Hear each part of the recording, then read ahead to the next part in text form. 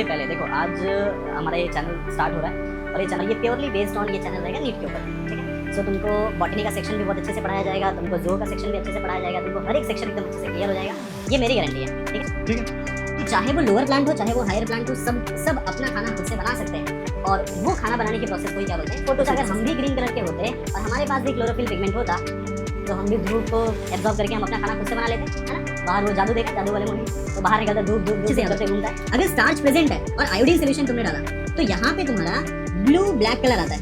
कौन सा कलर आता है? ब्लू ब्लैक कलर आता है, ठीक है। ब्लू ब्लैक कलर की माउस देखने के बाद कोई उसको सीरियस नहीं लेगा, ठीक है। अपने हिसाब से अपना माउस तुम लोग खुद से देखो, हमारे यहाँ ऐसा ही होता है। क्या बताया? TW एंगलमैन कभी आए थे? 1843। कब तक चले थे? 1909। उसके बाद चले गए थे। जर्मनी के रहने वाले थे, सर वर्क किए थे क्लेडोफोरा के ऊपर जो एक टाइप का ग्रीन एल्गे है ना, समझ में आ रहा है। उसके बाद ग्रीन एल्गे है, प्रिज्म यूज किए थे, सस्पेंशन ऑफ एरो के बैक्टीरिया यूज किए थे। क्यों यूज किए थे? ताकि वो देख सके कि किस जगह पे ये हो रहा है, किस जगह पे एक्यूमुलेशन हो रहा है। Hello guys, my name is Shivam Tiwari and I am your biology tutor. Okay, so आज हम स्टार्ट करेंगे बायो का कुछ टॉपिक, लेकिन उसके पहले देखो आज हमारा ये चैनल स्टार्ट हो रहा है और ये चैनल स्टार्ट होने का एम क्या है कि हम किसी भी टॉपिक को एकदम फास्ट ख़त्म नहीं करेंगे, ठीक है। एकदम फटाफट वो करके ख़त्म करने की नीड नहीं है। हम एकदम अच्छे से टॉपिक पढ़ेंगे, एकदम डिटेल में टॉपिक पढ़ेंगे, ठीक है। अगर हमको नीट का एग्ज़ाम देना है और ये प्योरली बेस्ड ऑन ये चैनल रहेगा नीट के ऊपर, ठीक है। सो तुमको बॉटनी का सेक्शन भी बहुत अच्छे से पढ़ाया जाएगा, तुमको जू का सेक्शन भी अच्छे से पढ़ाया जाएगा, तुमको हर एक सेक्शन एकदम अच्छे से क्लियर हो जाएगा, ये मेरी गारंटी है, ठीक है। तो जितना मेहनत मैं करूँगा उससे ज़्यादा मेहनत थोड़ा सा आपको करना पड़ेगा, क्योंकि सीट तो आपको लेनी है, ठीक है। और इतना ज़्यादा कंपटीशन है तो वो तो ऑब्वियस सी बात है, उतना कंपटीशन को अगर हमको फेस करना है तो ये सारी चीज़ें हमको करनी पड़ेंगी। अच्छा, जो वन शॉट देख के ख़त्म करना चाहते हैं, फटाफट रिवाइज करना चाहते हैं, तो फटाफट ना दिमाग से भी उड़ जाता है, ठीक है। वो कंसेप्ट फटाफट उड़ जाएगा। तो हमको क्या करना है, हम आराम से सीखेंगे, कहीं जाने की ज़रूरत नहीं है ना। हमको नीट निकालना है, हमको कुछ एम लेके हम पढ़ाई कर रहे हैं। सो प्योरली बेस्ड ऑन नीट रहेगा, आराम से पढ़ेंगे, टेंशन फ्री होके पढ़ेंगे, ठीक है। एक बार तुमने सीख लिया तो वो चीज़ तुमको दोबारा भूलेगा नहीं, अगर तुम एकदम अच्छे से कॉन्सेंट्रेट करके सीखोगे तो। अच्छा, एक और बात है कि हमारे पास ये वाइट बोर्ड है, अभी जस्ट हम स्टार्ट कर रहे हैं, तो आप लोग साथ रहेंगे तो आगे चल के डिजिटल बोर्ड भी आ जाएगा, ऐसा टेंशन नहीं है। लेकिन हम देखेंगे कि क्या होता है, कैसे होता है, और प्योरली हम नीट के बेसिस पे यहाँ पे काम करने वाले, राइट है। तो इसमें ऐसा नहीं है कि इतने आस में ख़त्म करना है, इतने आस में ख़त्म करना है, तो देखते हैं कैसा क्या होता है। तो सबसे पहले तो हम सबको नीट के बारे में पता होना चाहिए कि सर 720 मार्क का पूरा पेपर होता है ना। 720 में से 360 मार्क तो सिर्फ बायो कंटेन करता है, और रिमेनिंग कितना, रिमेनिंग 360 मार्क्स तुम्हारे फिजिक्स और केमिस्ट्री दोनों आ जाते हैं। तो अगर तुमने बायो नहीं करके गए तो इसका मतलब है कि तुम नीट देने ही मत जाओ, है कि नहीं। बायो नहीं करने दे गए तो नीट का देने का मतलब ही नहीं है, क्योंकि हमको सीट ही नहीं मिलेगा बच्चा। अब इतने तो हो नहीं कि फिजिक्स में तुम आउट ऑफ लेके आ जाओगे, है ना। तो किसी किसी का भी आ भी सकता है, ऐसा ज़रूरी नहीं है, लेकिन केमिस्ट्री में हम अच्छा खासा स्कोर कर सकते हैं। बायो मतलब तुम्हारा एकदम स्ट्रांग होना चाहिए, और बायो स्ट्रांग कराने की जिम्मेदारी मेरी है, ठीक है, अगर आप हमारे साथ रहेंगे देन। ओके, सो आप देखें कैसे है, तो हम स्टार्ट करते हैं। फर्स्ट टॉपिक हम स्टार्ट करेंगे, that is photosynthesis in lower and higher plants. Okay, so ये अप्रॉक्सीमेटली तुमको नीट में ना 3% में पूछा जाता है, ठीक है। कभी कभी 2 क्वेश्चन पूछ लिया, कभी कभी 3 क्वेश्चन पूछ लिया। अच्छा, नीट में अगर एक क्वेश्चन से हम कम हो जाएंगे, सिर्फ एक मार्क से कम हो जाएंगे, तो सोचो हम कितने लाख के पीछे हो जाते हैं बच्चा। तो सोचो उसमें पॉइंट का वैल्यू इतना ज़्यादा होता है। तो हर चीज़ का इंपॉर्टेंस समझते हुए हम आज ये चैप्टर स्टार्ट करेंगे, धीरे धीरे करके हम सारी चीज़ें एकदम अच्छे से डिटेल में करने वाले, राइट। चलो, तो देखते हैं कौन सा चैप्टर है, that is photosynthesis in lower and higher plants. Okay,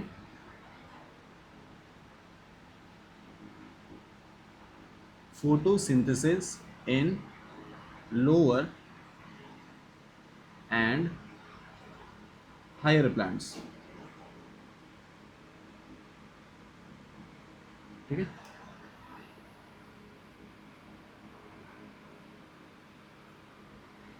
so photosynthesis in lower and higher plants के बारे में हम स्टडी करेंगे। तो देखते हैं इसमें होता क्या है, ये चैप्टर में हमको टोटल पढ़ना क्या चीज़ है बच्चा, ठीक है। तो पहले ये चैप्टर का थोड़ा हम मतलब समझ लेते हैं, फोटोसिंथेसिस का मतलब क्या होता है, राइट है। देखते हैं। सो फोटो मतलब क्या होता है, फोटो मतलब हो गया लाइट, ठीक है। मे भी तुमको ग्रीन कलर विजिबल है एकदम अच्छे से। फोटो मतलब क्या हो गया, लाइट हो गया, ओके। और सिंथेसिस का मतलब होता है फॉर्मेशन। देखो कभी कभी लिखा होता है पुटिंग टुगेदर, क्या लिखा होता है, पुटिंग टुगेदर, और इस जगह पे हम लिख सकते हैं फॉर्मेशन। हमको इतनी तो इंग्लिश आती है कि सिंथेसिस का मतलब फॉर्मेशन होता है, राइट है। अच्छा हाँ, इसमें कोई वैसा नहीं है हिंदी मीडियम इंग्लिश मीडियम चाहे जो भी हो हम उसके साथ में, ठीक है। मैं खुद हिंदी मीडियम से था तो मुझे पता है कि क्या डिफिकल्टी होती है। मैं सारी चीज़ों सारे वर्ड का मतलब मैं तुमको बता के देने वाला हूँ, राइट है। हमको इतना चीज़ पता है कि सिंथेसिस का मतलब फॉर्मेशन होता है। अब देखो ये क्या है कि लाइट का यूज़ करके हम क्या करेंगे, लाइट का यूज़ करके हम किसी चीज़ का फॉर्मेशन करने वाले हैं। अब किस चीज़ का फॉर्मेशन करेंगे, सपोज अभी हमारे लिए क्वेश्चन मार्क है, अभी हमको नहीं पता कि हम किस चीज़ का फॉर्मेशन करेंगे, ठीक है। अभी ये वर्ड का सिर्फ इतना मतलब समझ लो। अच्छा चलेगा किसके अंदर, ये चलता है तुम्हारे लोअर और किस में चलेगा, हायर प्लांट्स, ठीक है। अब हमको अगर किंगडम प्लांटे पता है तो सर लोअर प्लांट्स में आते हैं तुम्हारे एल्गे, और हायर प्लांट्स में कौन आते हैं, एंजियोस्पर्मिक प्लांट, एंजियोस्पर्मिक प्लांट, ठीक है। हायर प्लांट्स में आ जाते हैं एंजियोस्पर्मिक प्लांट।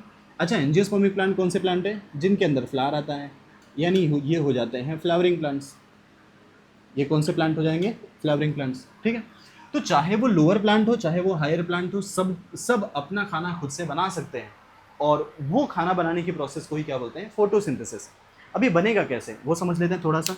ये देखो, जैसे हमने एज्यूम कर लिया कि ये हमारे पास एक प्लांट है, ये सपोज करो हम एज्यूम कर ले रहे हैं कि ये हमारे पास एक प्लांट है, ओके। अब इस प्लांट के अंदर हमको पता है यहाँ पे होते हैं लीफ, हमने एक एज्यूम कर लिया लीफ है। सर ये लीफ मैं स्पेशली इसको ग्रीन कलर से क्यों दिखा रहा हूँ, क्योंकि सर ऑब्वियस से बात है ग्रीन कलर के होते हैं, राइट है। तो ये जो यहाँ पे है ये क्या है बच्चा, इसका लीफ है। लीफ कौन से कलर का है, लीफ है तुम्हारे ग्रीन कलर का। कौन से कलर का है, ग्रीन कलर का। अच्छा ये ग्रीन कलर का मतलब क्या है, इसके अंदर कुछ फोटोसिंथेटिक पिगमेंट है जिसकी वजह से अपना खाना वो बना पाएगा। तो ये ग्रीन कलर आता है बिकॉज ऑफ यहाँ पे होते हैं फोटोसिंथेटिक पिगमेंट, ठीक है। फोटोसिंथेटिक पिगमेंट्स होते हैं, और ये जो फोटोसिंथेटिक पिगमेंट्स हैं, ये फोटोसिंथेटिक पिगमेंट करते क्या हैं बच्चा, ये करते ये हैं कि जब इस प्लांट के ऊपर सनलाइट पड़ेगा, क्या पड़ेगा, सनलाइट। जैसे यहाँ पे इसको हम मान लेते हैं कि ये सनलाइट हो गया, और जब ये प्लांट के ऊपर सनलाइट पड़ेगा, सनलाइट यहाँ से जाएगा, ओके।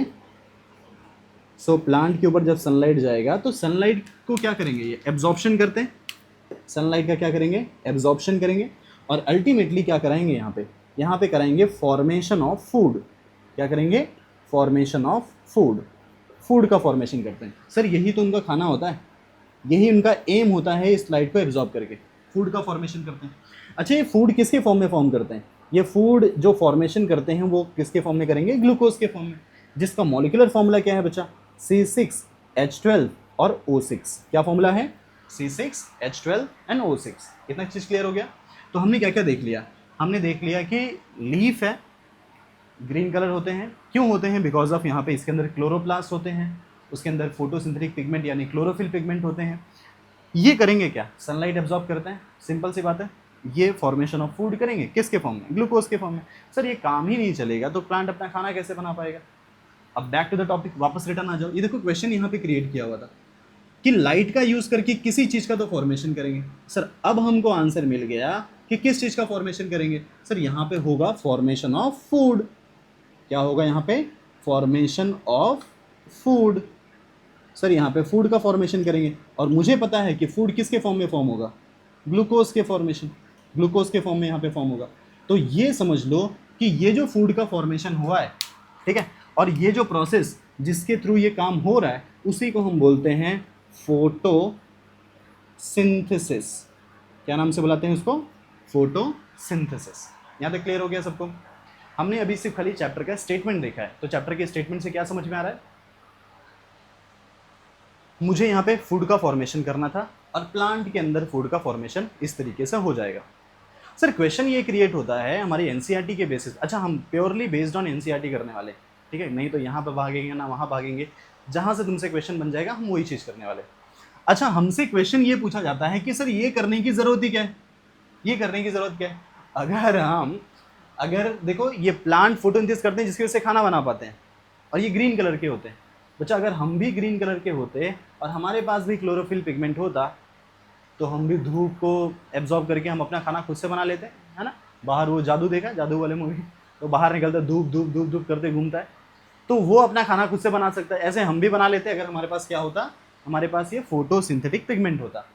बट बैड लग है कि हमारे पास वो है नहीं, इसकी वजह से हम डिपेंडेंट है दूसरे के ऊपर। ठीक है, चलो यहाँ पे देख लो। सर क्वेश्चन पूछा जाता है कि फोटोसिंथेसिस इंपॉर्टेंट क्यों है, ठीक है, what is the importance of photosynthesis. So यहाँ पे क्वेश्चन क्रिएट हो जाएगा, what is the importance of photosynthesis. ठीक है, यहाँ पे हम बात करेंगे इंपॉर्टेंस ऑफ फोटोसिंथेसिस। क्यों हम ये काम कर रहे हैं, क्योंकि हमको पता है कि हम कोई भी काम बिना फायदे के नहीं करते। सर ये ह्यूमन का नेचर है ना, ह्यूमन के नेचर के अलावा कैसे, तो इसमें भी कुछ ना कुछ फ़ायदा है हमको, ठीक है, और ये प्लांट को भी कुछ फ़ायदा है। तो देखते हैं क्या फ़ायदा है। तो सबसे पहली चीज़ ये है कि ये होता है बच्चा सोर्स ऑफ ऑक्सीजन, ठीक है। दूसरा ये होता है सोर्स ऑफ फूड।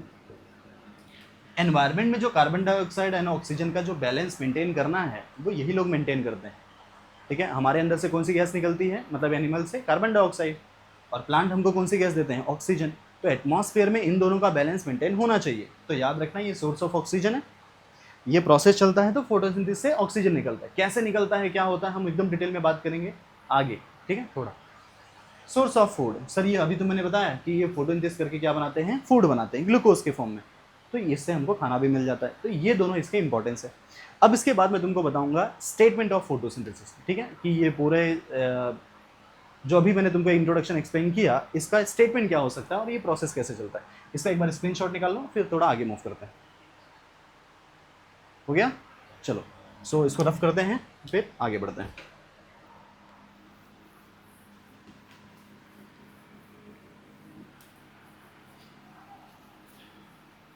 ओके, सो अब यहाँ पे देखेंगे that is statement of photosynthesis, ठीक है।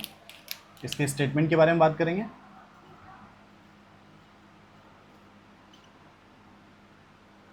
सो स्टेटमेंट क्या हो जाएगा बच्चा, स्टेटमेंट ये हो जाएगा कि इट इज अ, ये देखो एक ऐसा प्रोसेस है, एक फिजियोकेमिकल प्रोसेस है बच्चा। It is a physiochemical process, या तो फिजिकोकेमिकल बोलते हैं हम इसको। It is a physicochemical process by which green plant, it is a physicochemical process by which green plant absorb solar energy। कौन सी एनर्जी, सोलार एनर्जी। अच्छा, सोलार एनर्जी का मतलब क्या है, सनलाइट की बात कर रहे हैं हम, ठीक है। अच्छा, अब क्वेश्चन ये क्रिएट होता है कि क्या सिर्फ खाली सनलाइट में ही फोटोसिंथेसिस हो सकता है क्या, नहीं, ज़रूरी नहीं है बच्चा। ट्यूबलाइट दे दिया ना, जो लैब में काम करते हैं, अंडरग्राउंड लैब बना के रखते हैं, राइट है, उसके अंदर क्या सनलाइट एकदम नीचे जा रहा है क्या, ज़मीन के अंदर नहीं जा रहा है, तो उसके अंदर कैसे काम चलेगा, वहाँ पे ट्यूबलाइट दे देते हैं, या और कोई रेड लाइट का कोई सोर्स दे दो, वहाँ पे फोटोसिंथेसिस हो सकता है, ठीक है। तो याद रखना कि it is a physiochemical process, ये चीज़ अपने दिमाग में बिठा के रखना, by which the green plant absorb the solar energy and it is converted into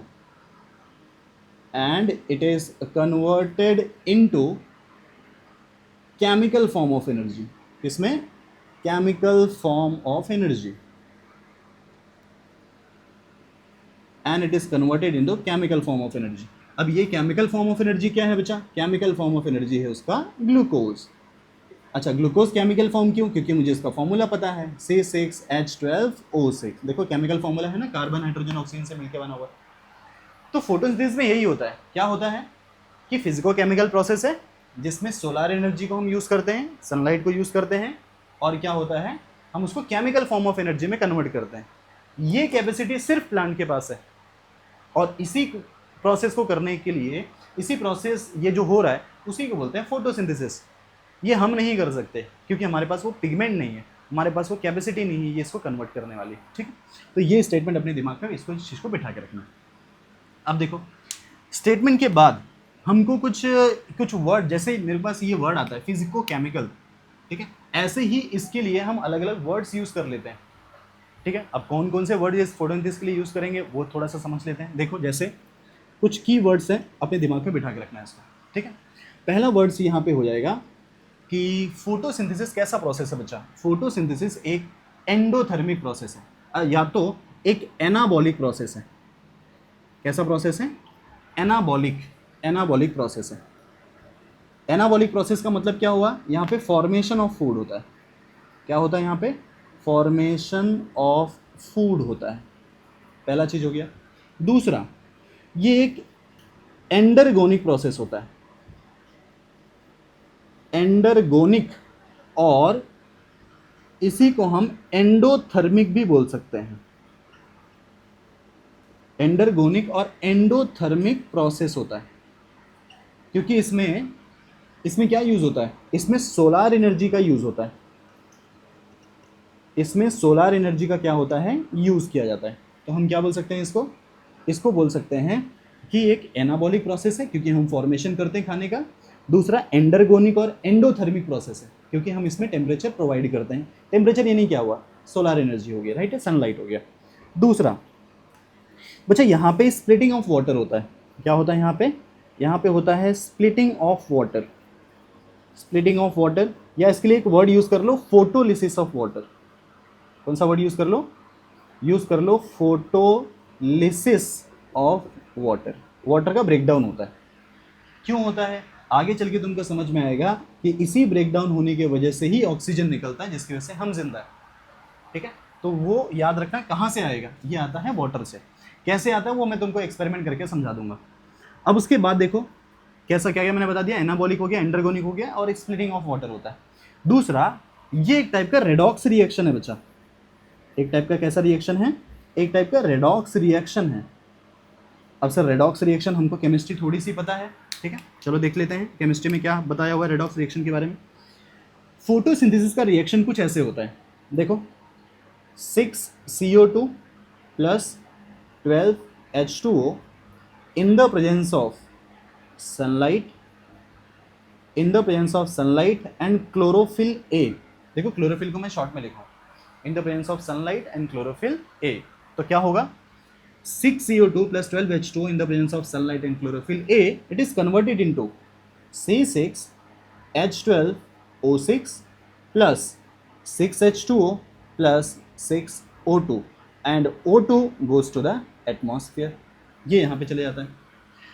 ये हमारे पास किसका रिएक्शन है? फोटोसिंथेसिस का। अब अगर हम देखें तो ये क्या चीज़ है बच्चा? ये हमारे लिए एज अ प्रोडक्ट है, और प्रोडक्ट में क्या है? ग्लूकोज। ये मेरा प्रोडक्ट हो गया। ये जो रिमेनिंग बचा हुआ है उसको बोलते हैं बाई प्रोडक्ट। क्या बोलेंगे? बाई प्रोडक्ट, ठीक है। अच्छा, जो लगता है उसको हम रिएक्टेंट बोल सकते हैं। क्या बोल सकते हैं? रिएक्टेंट बोल सकते हैं, ठीक है। ये फोटोसिंथेसिस का रिएक्शन। सर आपने बोला कि ये तो रेडॉक्स रिएक्शन है ना, रेडॉक्स रिएक्शन, आप तो रिएक्शन बता दिए, तो रेडॉक्स कैसे हो गया?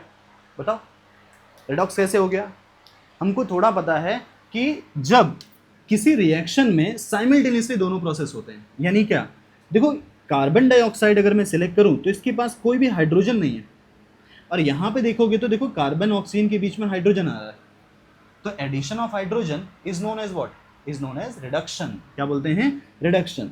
तो हमको क्या समझ में आ रहा है? हमको समझ में आ रहा है कि इसका क्या हो रहा है बच्चा? इसका हो रहा है रिडक्शन।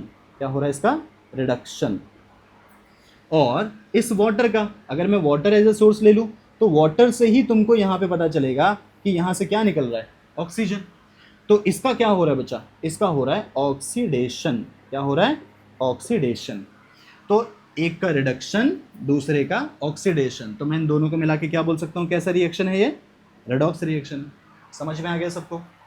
ठीक है। तो मैंने कौन कौन सा वर्ड यूज़ किया? एनाबॉलिक, एंडरगोनिक या एंडोथर्मिक, स्प्लिटिंग ऑफ वाटर, और एक टाइप का रेडॉक्स रिएक्शन। और भी कुछ वर्ड है वो समझ लेते हैं।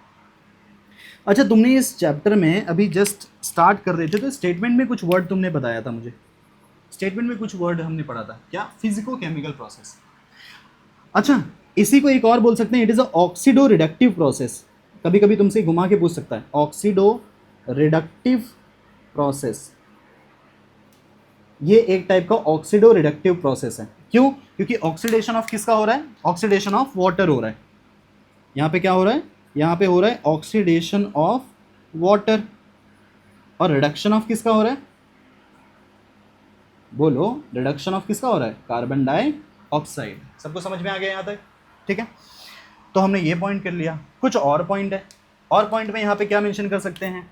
और पॉइंट में हम लोग मेंशन कर सकते हैं ऑक्सीडेटिव रिडक्टिव प्रोसेस हो गया, रेडॉक्स रिएक्शन हो गया, और sir it is a physico chemical process, ये जो तुमने यहाँ पे लिखा था उसको मेंशन कर लो। क्या होता है? It is a physico chemical process. अच्छा, इसका वर्ड क्यों बोलते हैं? क्योंकि ये एक टाइप का फिजिकल प्रोसेस है। कैसा प्रोसेस है? एक फिजिकल प्रोसेस है, क्योंकि प्लांट खुद करता है इसको, और इसमें केमिकल रिएक्शन यूज होते हैं। यहाँ पे केमिकल रिएक्शन यूज होता है, और केमिकल रिएक्शन का मतलब क्या है? अच्छा, ये चीज तुमको समझ में आ रहा है ना? ये ऊपर में एन बना रहा हूँ, एन का मतलब होता है TiON। क्या होता है? TiON। तो हम रिएक्शन के शॉर्ट फॉर्म में थोड़ा सा यूज कर रहे हैं, तो TiON। तो एक फिजिकल एंड केमिकल दोनों टाइप का प्रोसेस हुआ। तो ये जो वर्ड्स है ना, बाई चांस तुमको ये चैप्टर में कहीं पे देखने के लिए मिल सकते हैं, या MCQ में देखने के लिए मिल सकते हैं, जो तुमको कंफ्यूज कर देगा। तो ये सारे वर्ड्स के बारे में तुमको ये चीज़ समझ लेना पड़ेगा। ठीक है, हमने स्टेटमेंट देख लिया, इसका स्क्रीनशॉट निकाल लो, फिर थोड़ा आगे बढ़ते हैं।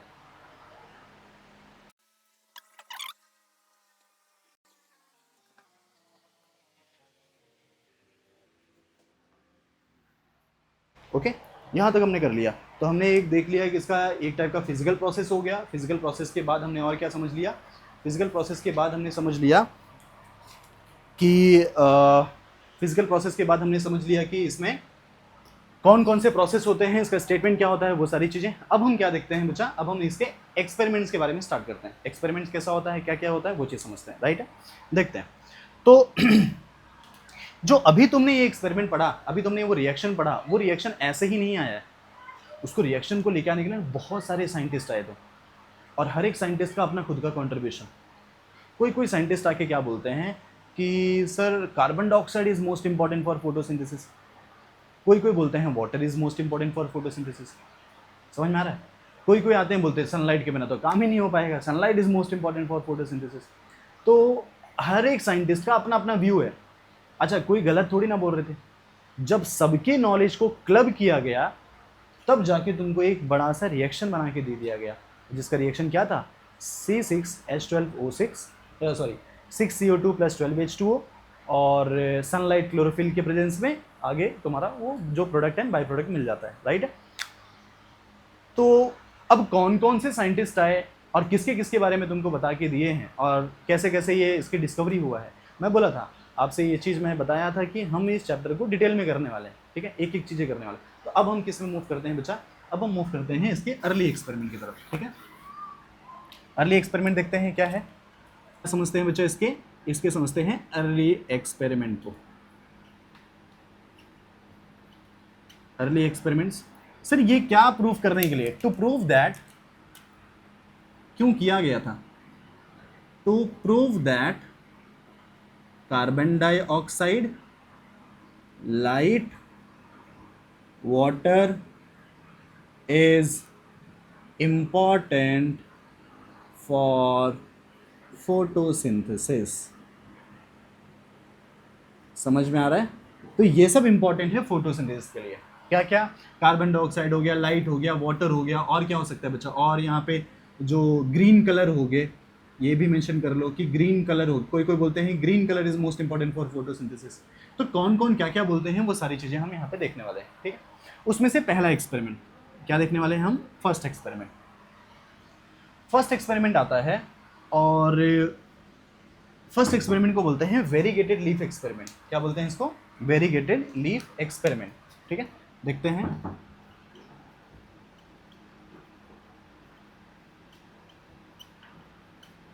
Variegated leaf experiment.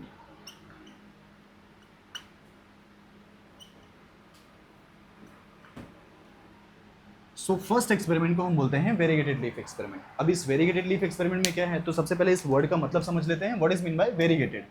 ठीक है, वेरीगेटेड का मतलब होता है पैचेस ऑफ, वेरीगेटेड का मतलब होता है patches of green and non green, green and non green.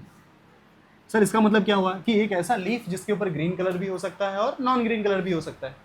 तो वही तुमसे पूछा जाएगा कि मुझे बताओ कि कौन सा कलर इंपॉर्टेंट है। ठीक है, देखते हैं। तो इसका मतलब ये है कि एक सपोज हमने लीफ ले लिया, एक हमने क्या ले लिया, एक हमने लीफ ले लिया, यहाँ पे कुछ इस तरीके से, राइट है। अब इस लीफ के ऊपर जब तुम देखोगे तो कुछ अलग अलग टाइप के यहाँ पे पैचेस हैं, ठीक है। कुछ पैचेस ग्रीन भी हैं और कुछ क्या है यहाँ पे नॉन ग्रीन भी हैं। ये देखो ऐसे ऐसे कुछ यहाँ पे पैचेस आ गए, ग्रीन एंड नॉन ग्रीन। तो ये जो मैं तुमको दिखा रहा हूँ ये वाले, ये कैसे हैं, ये है नॉन ग्रीन, ये हैं non green patches, non green हो गए।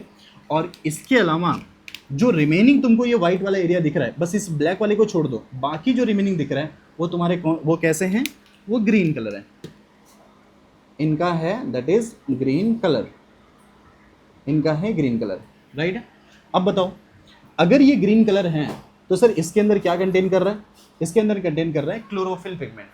अगर ये ग्रीन कलर हैं तो क्या कंटेन करेगा, यहाँ पे कंटेन करेगा क्लोरोफिल, ठीक है। अच्छा ग्रीन कलर है इसका मतलब यहाँ पे मेसोफिल सेल्स होंगे, पहली बात इसके अंदर क्या होंगे, मेसोफिल सेल। अच्छा मेसोफिल सेल होगा तो उसके अंदर होगा क्लोरोप्लास्ट, उसके अंदर क्या होगा, क्लोरोप्लास्ट। क्लोरोप्लास्ट है तो वहाँ पे होगा फोटोसिंथेटिक पिगमेंट यानी क्लोरोफिल पिगमेंट, ठीक है। क्या बोलेंगे, फोटोसिंथेटिक पिगमेंट यानी क्लोरोफिल पिगमेंट हो गए। और क्लोरोफिल पिगमेंट अगर यहाँ पे है तो क्या करेगा, वो करेगा फोटोसिंथेसिस, ये क्या करेगा, फोटोसिंथेसिस होगा। अच्छा जो नॉन ग्रीन कलर है, नॉन ग्रीन कलर है मतलब यहाँ पे क्या होगा, फोटोसिंथेटिक पिगमेंट एब्सेंट है, ठीक है। तो यहाँ पे आएगा no photosynthetic pigment, no photosynthetic pigment.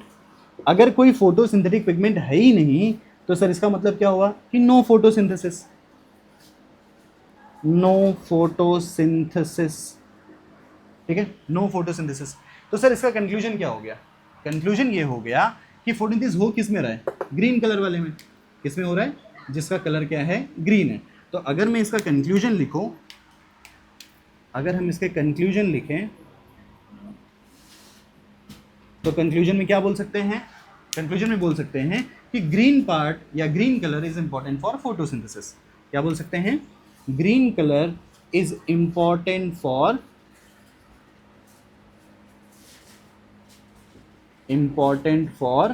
Photosynthesis, green colour is important for photosynthesis. ये कौन सा है, ये अभी हमारे पास फर्स्ट है, ठीक है। फर्स्ट का सपोज करो ये ए एक्सपेरिमेंट है, जिससे हमको क्या बताया, कंक्लूजन क्या हुआ कि green colour is most important for photosynthesis, right है। अब हम क्या करेंगे, अब हम इसका सेकंड एक्सपेरिमेंट करेंगे। कौन सा एक्सपेरिमेंट, सेकंड वन। देखते हैं इसका क्या है, बी वाला एक्सपेरिमेंट, ठीक है।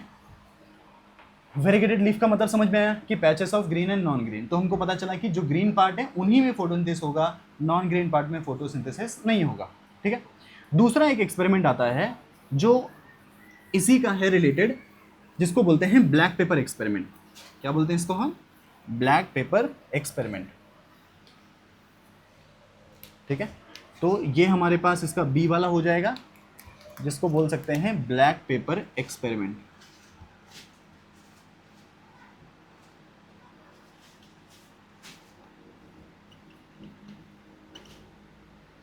सर ब्लैक पेपर एक्सपेरिमेंट, अब इस ब्लैक पेपर एक्सपेरिमेंट में क्या कंक्लूजन है वो चीज़ थोड़ा देख लेते हैं। पहले ये एक्सपेरिमेंट के बारे में समझ लेते हैं।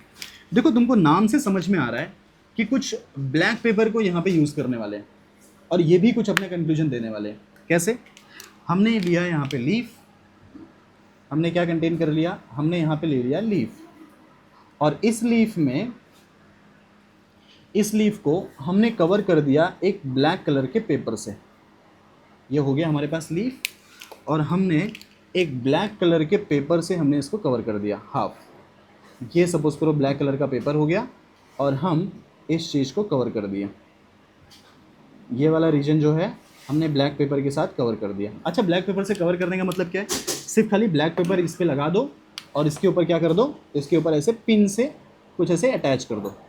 क्या इसको परमानेंट थोड़ी ना चिपका के रखना है ना, तो सिर्फ खाली इसको पिन से लगा दो। अब जो ग्रीन वाला पार्ट है, ये देखो ये साइड का ग्रीन पार्ट है और ये वाला नॉन ग्रीन पार्ट है। सो अगर मैं इसके नॉन ग्रीन पार्ट की तरफ देखूं, कैसा है ये नॉन ग्रीन पार्ट। अब मैं इस लाइट के इस लीफ के ऊपर हम सनलाइट अप्लाई करते हैं। क्या अप्लाई करेंगे? सनलाइट।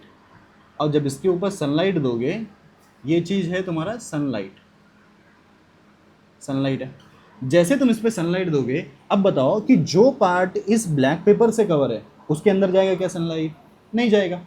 जो पार्ट वो ब्लैक पेपर से कवर है उसके अंदर सनलाइट नहीं जाएगा, और जो पार्ट के ऊपर ब्लैक पेपर नहीं है उसके अंदर सनलाइट आराम से चले जाएगा। ठीक है, तो समझते हैं यहाँ पे। तो देखो यहाँ पे ये क्या है, ये है तुम्हारा part of leaf covered with किसके साथ? Black paper. तो यहाँ पे देखते हैं part of leaf covered with black paper.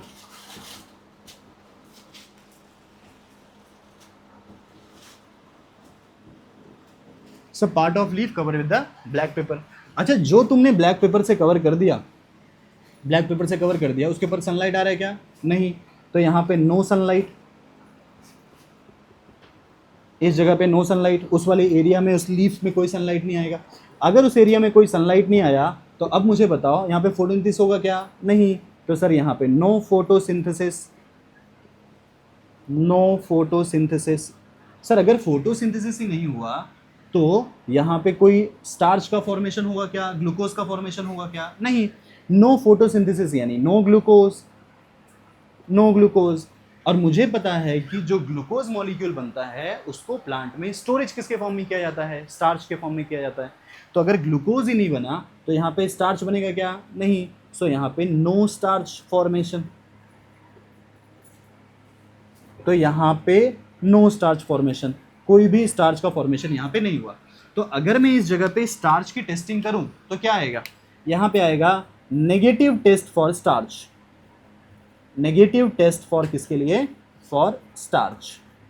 Starch का नेगेटिव टेस्ट हुआ। अभी मैं तुमको बताऊंगा कि स्टार्च की टेस्टिंग करते कैसे हैं हम लोग, राइट है। तो इसमें negative test for the starch आ गया। यहाँ पे अगर मैं बात करूँ इसका दूसरा वाला पार्ट, दूसरा पार्ट कौन सा है बच्चा? जो exposed part of the leaf है। ये कौन सा पार्ट है? ये है तुम्हारा जिसके ऊपर सनलाइट डायरेक्टली पड़ रहा है। ठीक है, तो इसको मैं बोल सकता हूँ it is exposed part of leaf. Exposed part of leaf, अगर ये एक्सपोज्ड पार्ट ऑफ लीफ है तो उसके ऊपर सनलाइट पड़ेगा। ठीक है, यहां पे क्या आएगा? यहां पे सनलाइट प्रेजेंट होगा, और जब सनलाइट प्रेजेंट होगा तो यहां पे फोटोसिंथेसिस भी होगा। ठीक है, डू फोटोसिंथेसिस। अगर सनलाइट प्रेजेंट है तो यहाँ पे फोटोसिंथेसिस भी करेगा, और फोटोसिंथेसिस करेगा तो अब हमको पता है कि यहाँ पे फॉर्मेशन ऑफ क्या होगा? ग्लूकोज। फॉर्मेशन ऑफ क्या होगा? ग्लूकोज। और जैसे ग्लूकोज का फॉर्मेशन हो जाएगा तो सर यहाँ पे स्टोरेज ऑफ क्या होगा? स्टोरेज इन फॉर्म ऑफ किसके? In form of starch. Sir यहाँ पे स्टार्च के फॉर्म में इसका स्टोरेज भी हो जाएगा। तो अगर अब मैं इसको टेस्ट करूंगा, अगर मैं इस चीज़ का टेस्टिंग करूंगा कि स्टार्च की यहाँ पे प्रेजेंट है कि नहीं, तो मुझे क्या आएगा? मुझे आएगा that is a positive test for starch. कौन सा टेस्ट आ गया यहाँ पे? Positive test for the starch. तो एक के लिए मुझे दिख रहा है कि नेगेटिव टेस्ट, और एक के लिए मुझे दिख रहा है कि पॉजिटिव टेस्ट है। अब तुम मुझे बताओ कि इसका कंक्लूजन क्या हो सकता है? बताओ कंक्लूजन क्या हो सकता है कि सर स्टार्च किस में बना? स्टार्च बना है तुम्हारे इस वाले जगह पे जहाँ पे सनलाइट डायरेक्टली पड़ेगा। तो इसका मतलब है कि अगर प्लांट में खाना बनाना है तो किसकी ज़रूरत है? सनलाइट। तो अगर मैं इसका कंक्लूजन लिखने की कोशिश करूँ तो कंक्लूजन कहाँ? मैं यहाँ पे साइड में लिख देता हूँ, राइट है, साइड में लिख देता हूँ इसका conclusion.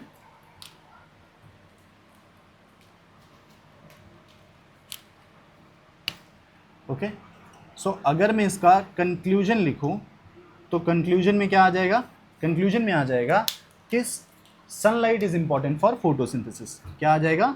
Sunlight is important for photosynthesis.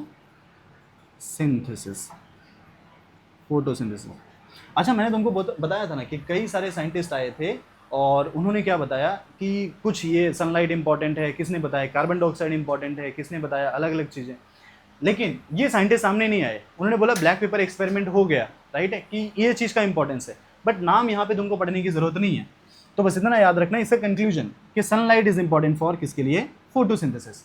यहाँ तक सबको क्लियर हो गया, ठीक है। चलो मैं तुमसे एक क्वेश्चन और बताया था, एक मैं और चीज़ तुमको यहाँ पे बताने वाला था कि सर टेस्ट फॉर स्टार्च किस लिए बताने वाला था, टेस्ट फॉर स्टार्च।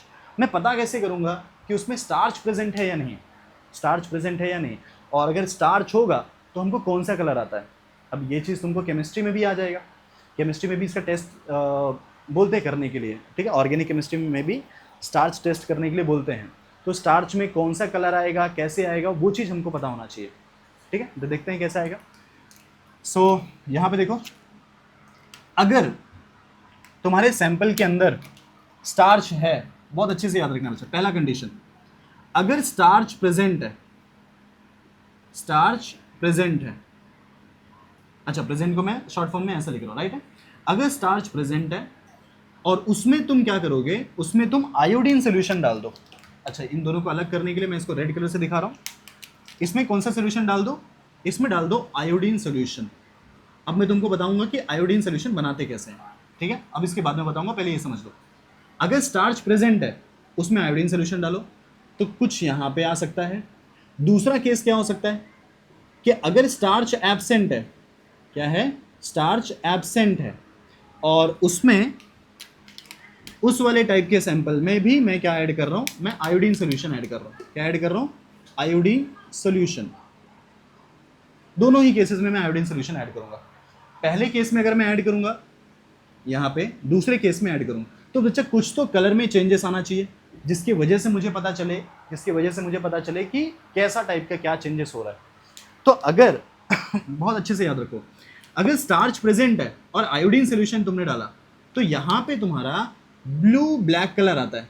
कौन सा कलर आता है, ब्लू ब्लैक कलर आता है, ठीक है, ब्लू ब्लैक कलर। अच्छा, अगर ब्लू ब्लैक कलर आ गया तो वो इंडिकेट करेगा क्या कि इस सॉल्यूशन के अंदर जिसमें भी तुमने टेस्टिंग किया है वहां पे स्टार्च प्रेजेंट है। अगर instead of blue black colour वहां पे तुमको brown, instead of blue black colour brown या येलो कलर इंडिकेट कर दिया, ब्राउन या येलो कलर आ गया, तो वो इंडिकेट करेगा कि वहां पे स्टार्च क्या है, एब्सेंट है। दो चीज अपने दिमाग पे एकदम अच्छे से क्लियर हो गई। मैंने तुमको सारी चीजें, मैं तुमको बता रहा था कि हर चीज में एकदम डिटेल में बताऊंगा। तो मैंने सबसे पहले बताया कि कैसे कैसे टेस्ट करोगे, कंक्लूजन क्या होगा। मैंने ये भी बताया कि स्टार्च टेस्ट पॉजिटिव है, स्टार्च टेस्ट नेगेटिव है, और स्टार्च टेस्ट करते ही कैसे हैं। तो करते कैसे हैं कि अगर स्टार्च पॉजिटिव है, अगर स्टार्च प्रेजेंट है और आयोडीन सोल्यूशन डाल दिया तो ब्लू ब्लैक, अगर ये आया तो प्रेजेंट है, ये आ गया तो ये मतलब वहां पे एब्सेंट है। सर क्वेश्चन ये क्रिएट होता है कि मुझे ये स्टार्च सॉल्यूशन में आएगा क्या क्या चीज, सॉरी आयोडीन सॉल्यूशन में क्या क्या आएगा। तो आयोडीन सॉल्यूशन हम बनाते ही किस चीज को है, लेके दो चीज का एडिशन करके। क्या क्या दो चीज एडिशन करते हैं, एक हम ऐड करते हैं पोटेशियम आयोडाइड। क्या ऐड करते हैं, पोटेशियम आयोडाइड। किसके अंदर ऐड करते हैं, आयोडीन के अंदर। पोटेशियम आयोडाइड को I2 के अंदर ऐड कर दोगे तो इन दोनों को ऐड करने के बाद जो तुम्हारा बन के तैयार होगा उसी को बोलते हैं आयोडीन सोल्यूशन। क्या बोलते हैं इसको, iodine solution. I think so तुमको ये सारी चीजें एकदम अच्छे से क्लियर है। स्क्रीनशॉट ले लो, फिर उसके बाद थोड़ा आगे मूव करते हैं।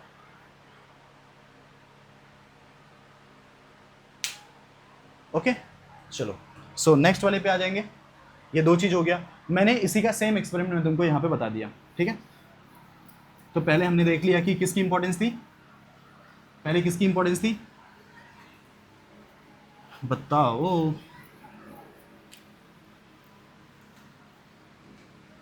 ठीक है, समझने के ऊपर कंसंट्रेट करोगे, बाकी तो सब एकदम अच्छे से क्लियर होते ही चले जाएगा।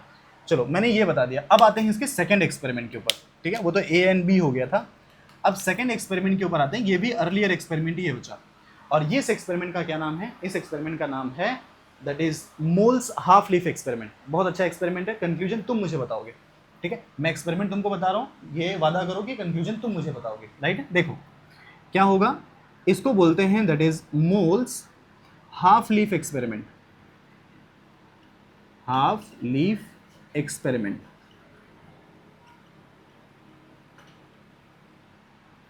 मोल्स हाफ लीफ एक्सपेरिमेंट, ठीक है। इसमें हुआ क्या था, इन्होंने एक प्लांट लिया, ठीक है, चलो हम लोग यहाँ पे एज्यूम कर लेते हैं, इन्होंने एक प्लांट लिया ऐसे, ठीक है, सपोज हम भी यहाँ पे एक ऐसे प्लांट कंसिडर कर लेते हैं, और इसके ऊपर क्या है बच्चा, यहाँ पे ये नोड वाले सेक्शन है, ठीक है, हमको थोड़ा सा प्लांट के बारे में पता है, तो प्लांट के बारे में पता है तो क्या क्या चीज़ पता होना चाहिए, ये होते हैं जो लाइन मैंने बता रहा हूँ वो नोड है, ये भी क्या है तुम्हारे नोड हैं, और दो नोड के बीच में जो जगह आती है उसको बोलते हैं इंटर नोड, ठीक है। अच्छा, इस नोड के ऊपर कौन आते हैं बच्चा, नोड के ऊपर आते हैं लीफ, नोड के ऊपर कौन आते हैं, लीफ आते हैं, ठीक है, नोड के ऊपर लीफ आ जाएंगे, ये लीफ तुमको यहाँ पे इस तरीके से ऐसे दिख जाएंगे, ठीक है, इस तरीके से, ऐसे ही और भी लीफ आ सकते हैं, ठीक है, ऐसे और भी लीफ आ सकते हैं, जो लीफ तुमको ये इस तरीके से ऐसे दिख जाएगा। अब क्या होगा बच्चा, बहुत सारे लीफ बनाने की ज़रूरत ही नहीं है, ठीक है, हमको जितने से काम है हम उतना बनाएंगे।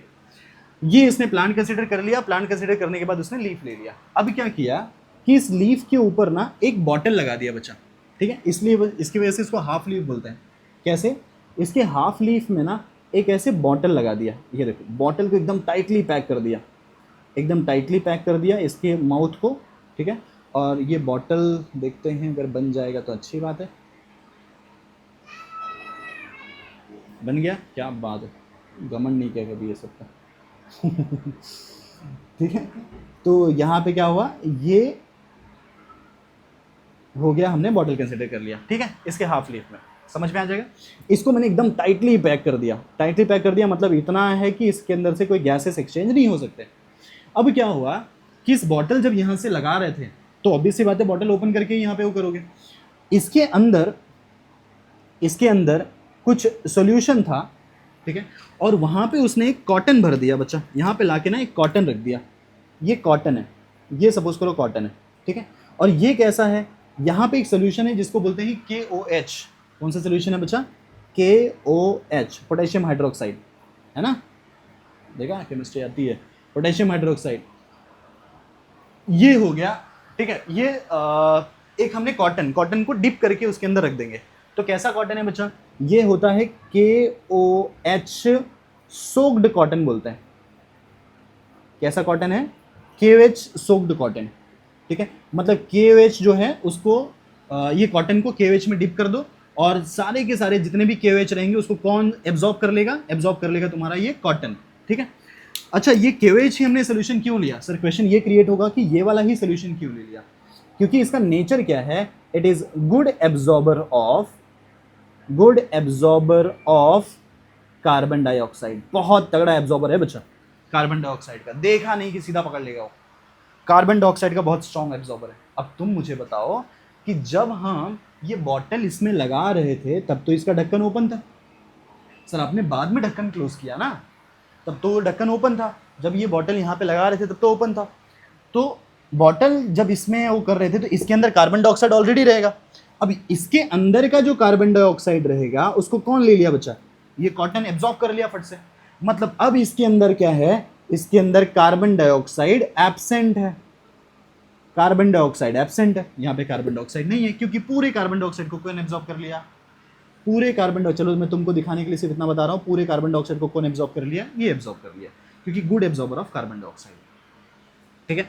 अब मैं क्या कर रहा हूँ, अब मैं इसको सनलाइट दे रहा हूँ, पूरे प्लांट को हम कहाँ लेके चले गए बच्चा, सनलाइट में, चलो ये सनलाइट हो गया, ये सनलाइट है,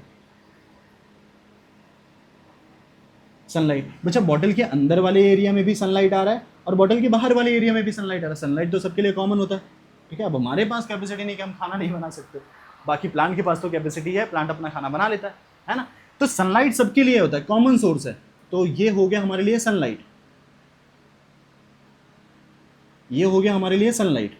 अब जब इसके पास यहाँ पे आया, अब तुम मुझे बताओ इसके अंदर कार्बन डाइऑक्साइड तो है ही नहीं, और तुमने अभी रिएक्शन में पढ़ा था, क्या पढ़ा था, 6CO2 + 12H2O, याद आ रहा है कुछ, है ना, पुरानी बातें हैं, जस्ट अभी इसी लेक्चर की पुरानी बातें हैं, 6CO2 + 12H2O, और आगे चल के तुमको ये ग्लूकोज बना रहा था, ठीक है, मैं शॉर्ट में बता रहा हूँ, ग्लूकोज बना रहा था, तो सर इसमें तो अब कार्बन डाइऑक्साइड है ही नहीं, सर कार्बन डाइऑक्साइड नहीं है तो आगे फोटोसिंथेसिस कर पाएगा क्या, बताओ, फोटोसिंथेसिस कर पाएगा क्या, नहीं कर पाएगा, तो क्या होगा यहाँ पे, कार्बन डाइऑक्साइड एब्सेंट है, तो यहाँ पे नो फोटोसिंथेसिस। ठीक है, इसको रफ कर देते हैं, क्या लिखेंगे यहाँ पे, कार्बन डाइऑक्साइड एब्सेंट हो तो नो फोटोसिंथेसिस।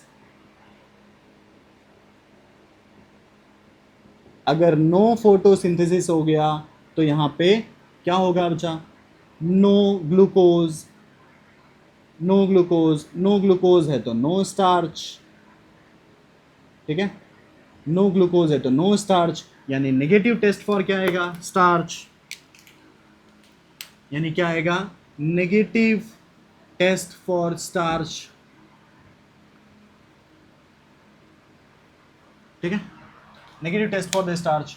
ये किसके लिए है, ये अंदर वाले एरिया के लिए। किसके लिए है, अंदर वाला एरिया। अंदर वाले एरिया में क्योंकि कार्बन डाइऑक्साइड है ही नहीं, तो सनलाइट कितना भी पड़े आगे का प्रोसेस हो ही नहीं पाएगा। ठीक है, लेकिन अगर यही आ जाओ बाहर वाले एरिया में, बाहर वाले एरिया में मतलब कहाँ पे, ये देखो ये वाला पार्ट, या ये वाले पार्ट में भी तुम कंसिडर कर सकते हो, जो बॉटल के आधे से बाहर है। हम लोग ये वाले पार्ट में लेते हैं। ठीक है, हमारे पास अच्छा खासा स्पेस है, कंजूसी क्यों करें हम, भला बताओ, है ना। तो हम क्या करेंगे, यहाँ पे सनलाइट दे देते हैं। अब ये कैसा है बच्चा, ये एक्सपोज्ड पार्ट ऑफ लीफ है ना, बाहर निकला हुआ है। तो ये क्या है, ये है एक्सपोज्ड पार्ट ऑफ लीफ है, एक्सपोज्ड पार्ट ऑफ लीफ। अब जब एक्सपोज्ड पार्ट ऑफ लीफ है तो क्या करेगा बच्चा, इसके पास कार्बन डाइऑक्साइड भी है, इसके पास वाटर का सोर्स भी है क्योंकि वाटर भी ले सकता है, तो सारी चीजें हैं। तो ये क्या करेगा, exposed part of the leaf है, तो यहाँ पे कार्बन डाइऑक्साइड क्या है बच्चा, कार्बन डाइऑक्साइड प्रेजेंट है। अब जब कार्बन डाइऑक्साइड प्रेजेंट है तो यहाँ पे क्या करेगा, डू फोटोसिंथेसिस। अब सारी चीजें तुमको क्लियर हो जानी चाहिए। अगर फोटोसिंथेसिस होगा तो सर ग्लूकोज बनेगा, ग्लूकोज बनेगा तो स्टार्च बनेगा। मतलब मैं डायरेक्टली लिख सकता हूं कि यहाँ पे स्टार्च क्या होगा बच्चा, स्टार्च यहाँ पे प्रेजेंट होगा। और स्टार्च प्रेजेंट होगा तो क्या होगा यहाँ पे, it is positive test for the starch. Simple सी बात है, पॉजिटिव टेस्ट फॉर स्टार्च। समझ में आया क्या, हाँ समझ में आया क्या। तो क्या होगा ये, पॉजिटिव टेस्ट फॉर स्टार्च। मजा आ रहा है पढ़ने में। ठीक है, हमने अभी मोल्स हाफ लीफ एक्सपेरिमेंट के बारे में किया है। तो हाफ लीफ क्यों बोलते हैं, क्योंकि आधे पे ये काम किया था। यहाँ पे हमने ये सारे कंडीशन देख लिया, यहाँ पे पॉजिटिव टेस्ट फॉर क्या होगा, स्टार्च होगा। तो मुझे बताओ इसका कंक्लूजन क्या हुआ, चलो तुम मुझे बताओ कंक्लूजन क्या हुआ। सारा खेल किस चीज का है बच्चा, सारा खेल तो ये कार्बन डाइऑक्साइड का है। कार्बन डाइऑक्साइड यहाँ पे प्रेजेंट है, यहाँ पे कार्बन डाइऑक्साइड एब्सेंट है, तो सारा खेल किस चीज का, कार्बन डाइऑक्साइड का। तो कंक्लूजन क्या होगा, कंक्लूजन क्या होगा, कंक्लूजन हो जाएगा carbon dioxide is important for photosynthesis. Carbon dioxide is important for photosynthesis. समझ में आ गया, carbon dioxide is important for photosynthesis. ये तुम्हारे कौन से एक्सपेरिमेंट हो गए बच्चा, ये हो गए moles half leaf experiment. Okay, तो इतना एक्सपेरिमेंट, ये सारे एक्सपेरिमेंट कौन से हैं बच्चा, अर्ली एक्सपेरिमेंट। जितने भी तुमने अभी पढ़ा है वो सारे एक्सपेरिमेंट तुम्हारे अर्ली हैं। अब जो तुम एक्सपेरिमेंट पढ़ने वाले हो वो तुम्हारे मेन एक्सपेरिमेंट है, क्योंकि इसमें बहुत सारे एक्सपेरिमेंट है ना, तो एक्सपेरिमेंट ही एक्सपेरिमेंट है, ऐसा तुम समझ लो। ठीक है, तो अब जो एक्सपेरिमेंट पढ़ोगे वो सबसे इंपॉर्टेंट है, एनसीईआरटी में लाइन बाय लाइन दिया हुआ है। मैंने बोला था कि हम शॉर्टकट वाले वे में नहीं जाएंगे, सारी चीज़ें कवर करूंगा। इसके बाहर से तुम्हारा क्वेश्चन आ गया तो मेरा नाम नहीं बचा, मतलब ऐसा मेरा नाम नहीं, मेरा नाम क्या ही चेंज करोगे, बट इसके बाहर से क्वेश्चन नहीं आएगा, ये मेरे ऊपर तुम भरोसा रखो। ठीक है, अगर जितना मैं करा रहा हूँ उसको एकदम ध्यान से अच्छे से कर लोगे तो तुमसे ज़्यादा मेहनत मैं करके आता हूँ। ठीक है, और भरोसा करो एकदम अच्छे से पढ़ाऊंगा मैं। ठीक है, तो ये चीज़ याद रखना कि ये सारी कंडीशन को समझ में आ गई। ठीक है, चलो अब आते हैं थोड़े से मेन एक्सपेरिमेंट की तरफ। इसका स्क्रीनशॉट ले लो।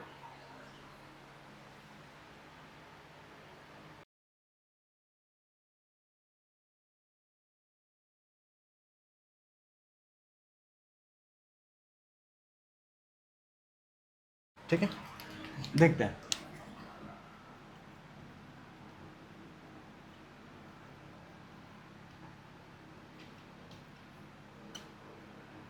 मेन एक्सपेरिमेंट्स जो हमारे टेक्स्ट बुक में दिया हुआ है और जो एनसीईआरटी के बेसिस पे सारा एक्सपेरिमेंट है, वो चीज़ के बारे में हम थोड़ा सा बात करेंगे। तो मेन एक्सपेरिमेंट में कौन आएगा बच्चा, पहला फर्स्ट एक्सपेरिमेंट आता है जिसको बोलते हैं दैट इज जोसेफ प्रिस्टली। कौन सा एक्सपेरिमेंट आता है, जोसेफ प्रिस्टली। ठीक है,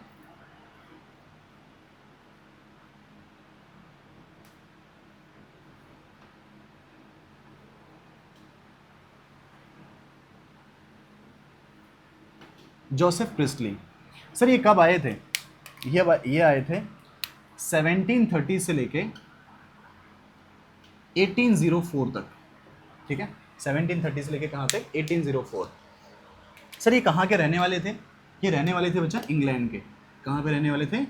इंग्लैंड, ठीक है। ये इनका बॉर्न जहाँ पे हुए थे वो इंग्लैंड था। सर जोसेफ प्रेस्ली क्या एक्सपेरिमेंट किए थे बच्चा? इन्होंने किया था बेल जार एक्सपेरिमेंट, ठीक है। क्या परफॉर्म किए थे? ये परफॉर्म किए थे बेल जार एक्सपेरिमेंट, ठीक है।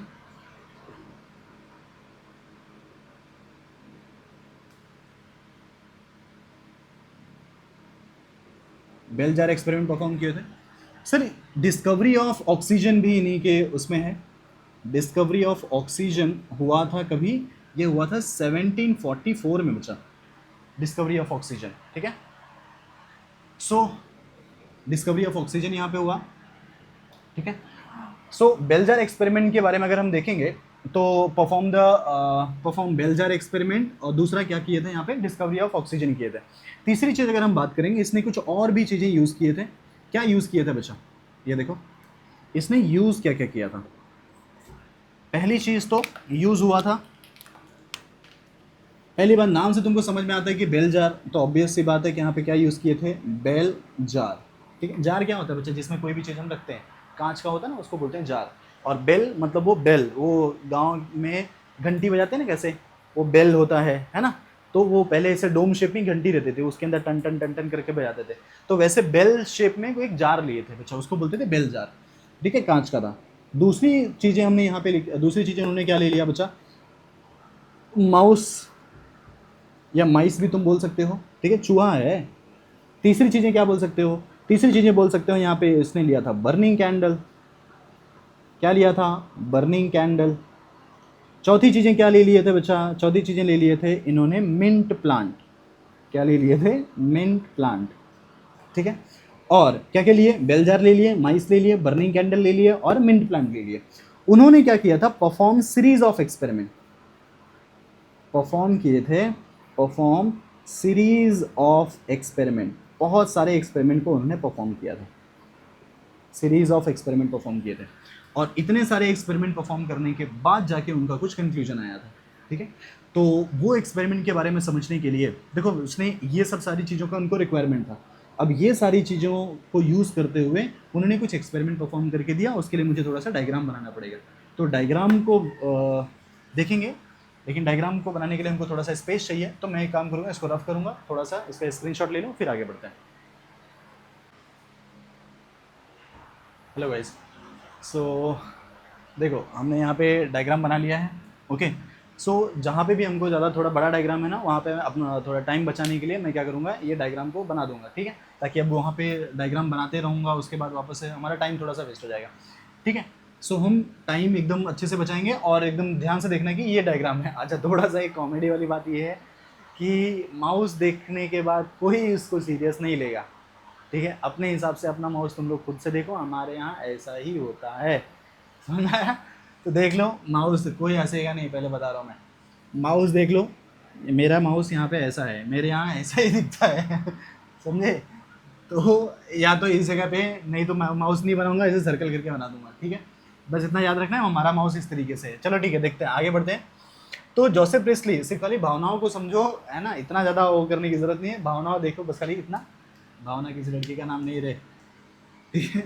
तो यहाँ पे जोसेफ प्रिस्टली। अच्छा, एक चीज़ मैं तुमको इसके जस्ट पहले बताया था कि discovery of oxygen I think so मैंने डेट कुछ अलग लिखा था, राइट है। सो उसको थोड़ा सा करेक्ट कर लेना। डिस्कवरी ऑफ ऑक्सीजन कभी हुआ था? 1774 में हुआ था, आई थिंक सो मैंने कुछ और लिखा था।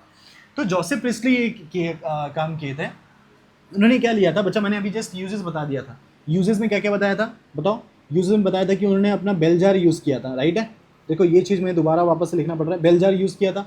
बेल जार के बाद और क्या यूज़ किया था बच्चा? उन्होंने यूज़ किया था बर्निंग कैंडल, ठीक है।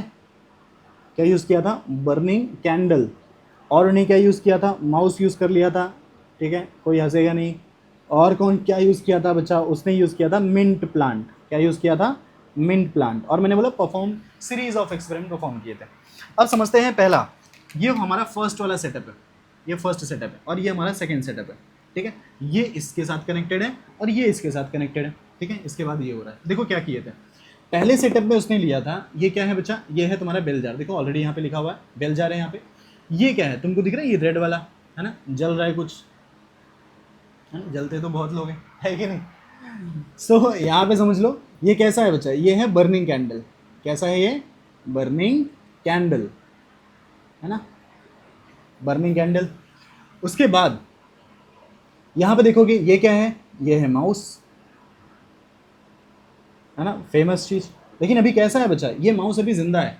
कैसा है, जिंदा है। तो मैं यहाँ पे बोल सकता हूँ अलाइव, ठीक है। ये कैसा है, अलाइव माउस है,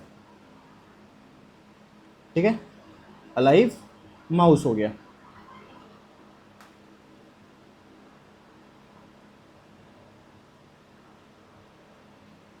ठीक है, यहां तक हो गया।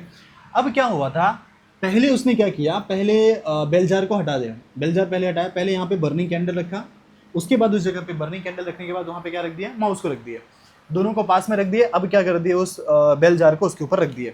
अब रखने के बाद यहाँ पे सपोज ये है सॉइल सरफेस बच्चा, ये है पूरा सॉइल का सरफेस, और सॉइल के सरफेस पे ये जो बेल जार है वो इस तरीके से आके एकदम चिपक जाता है, सॉइल सरफेस पे एकदम चिपक जाता है। मतलब इसमें अंदर कोई भी गैसेस एक्सचेंज होने का कुछ जगह ही नहीं है, एकदम अच्छे से ज़मीन पे एकदम चिपक गया।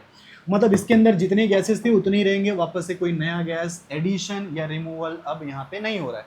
अब धीरे धीरे क्या होगा, जब इसके ऊपर रखने के बाद अब इस एनवायरनमेंट में जब वो रखे थे तो पहले से कुछ अमाउंट ऑफ गैस थी, तो गैस में कौन कौन हो सकता है बच्चा, गैस में ऑक्सीजन हो सकती है, गैस में क्या हो सकती है, कार्बन डाइऑक्साइड हो सकता है, 2 गैसेस हैं। अब तुम मुझे बताओ, माउस क्या है, एनिमल है, एनिमल के अंदर से कौन सी गैस निकलती है, कार्बन डाइऑक्साइड। चलो कार्बन डाइऑक्साइड गैस यहाँ से निकल गई, राइट है, यहाँ से हो गई। अब ये यहाँ से कार्बन डाइऑक्साइड गैस निकाल रहा है और क्या यूज़ करेगा बच्चा, ये यूज़ करेगा किसको, ऑक्सीजन को यूज़ करेगा। सिंपल सी बात है सर। इससे भी कैंडल से भी क्या निकलेगा, कैंडल से भी निकलेगा कार्बन डाइऑक्साइड। कैंडल भी बर्न करने के लिए किसको यूज़ करेगा, ऑक्सीजन। अब दोनों कर क्या रहे हैं, दोनों लोग ही किसको रिमूव कर रहे हैं, कार्बन डाइऑक्साइड, और दोनों ही किसको यूज़ कर रहे हैं बच्चा, ऑक्सीजन को यूज़ कर रहे हैं। तो एक टाइम के बाद ये तो लिमिट रहता है, एक टाइम के बाद वो धीरे धीरे सब क्या हो जाएगा, उस जगह पे जितने भी थे सब खत्म हो जाएंगे। ऑक्सीजन का वैल्यू धीरे धीरे खत्म हो जाएगा, कार्बन डाइऑक्साइड का वैल्यू क्या होते जा रहा है बच्चा, यहाँ पे बढ़ते चले जा रहा है। ऑक्सीजन का वैल्यू खत्म होते जा रहा है। एक टाइम के बाद क्या हो जाएगा, कार्बन डाइऑक्साइड एकदम ज़्यादा हो जाएगा, ऑक्सीजन का वैल्यू एकदम कम हो जाएगा। तो इन दोनों की वजह से अब धीरे धीरे ये जो माइस था वो माइस क्या हो जाएगा बच्चा, डेड। ठीक है, अब मरा हुआ माइस तुम कैसे दिखाओगे, मैं सिर्फ लिख दे रहा हूँ, ठीक है, क्योंकि इसमें तो मेरा बहुत एक्सपर्टीज़ है बच्चा। तो हम क्या कर सकते हैं, डायग्राम में बोल रहा हूँ। तो ये क्या होगा बच्चा, ये हो जाएगा तुम्हारा डेड माउस, ठीक है, माउस मर गया। और ये जो कैंडल था वो कैंडल भी बुझ गई। अब क्वेश्चन ये क्रिएट होता है, इसको हम लिख सकते हैं एक्सटिंग्विश्ड कैंडल।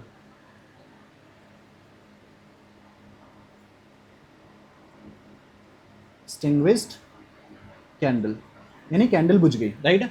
अब इन दोनों में तुम मुझे बताओ, एक क्वेश्चन यहाँ पे क्रिएट होता है कि इन दोनों के अंदर सबसे पहले कौन मरेगा, या सॉरी कैंडल तो कहाँ मर सकता है, सबसे पहले कौन बुझेगा, क्या पूछ रहा हूँ मैं तो समझो कैंडल जो है और माउस जो है, ठीक है, ये मरेगा और ये बुझ जाएगा, राइट है। सबसे पहले क्या होगा जब इसका वैल्यू कम हो गया तो।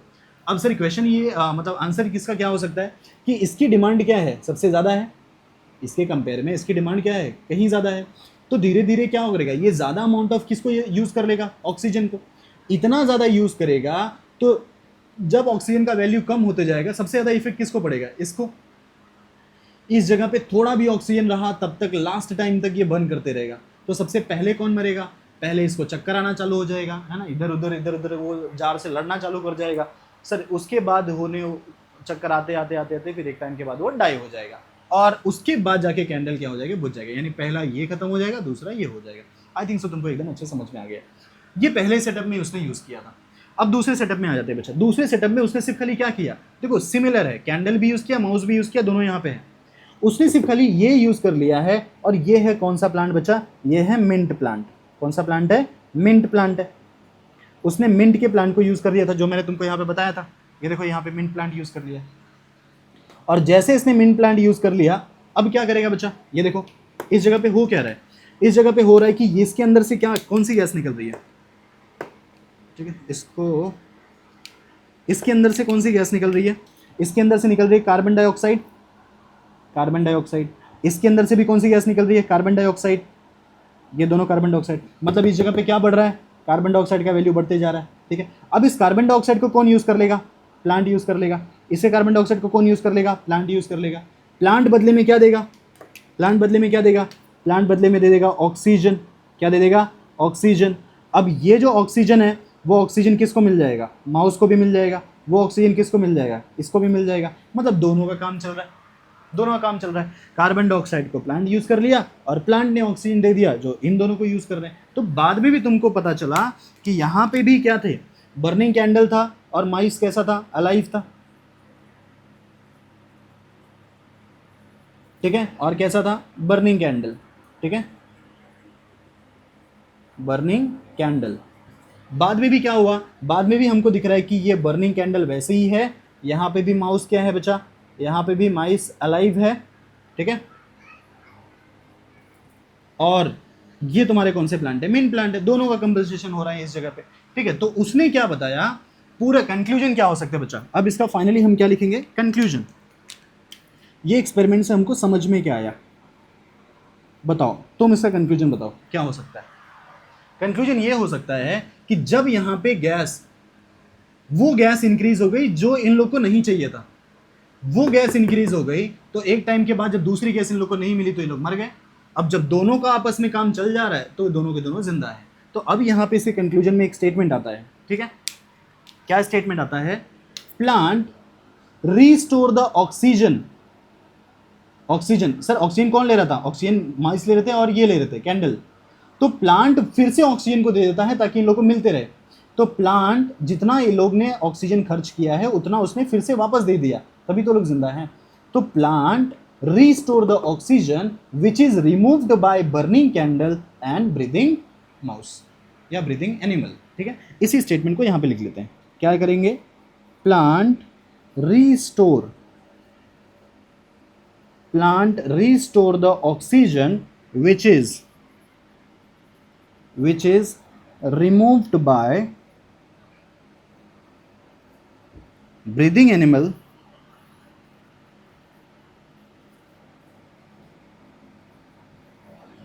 and burning candle। समझ में आ गया, ठीक है। ये एक्सपेरिमेंट आई थिंक से तुमको समझ में आ रहेगा, ठीक है। एकदम सिंपल सा एक्सपेरिमेंट है बच्चा।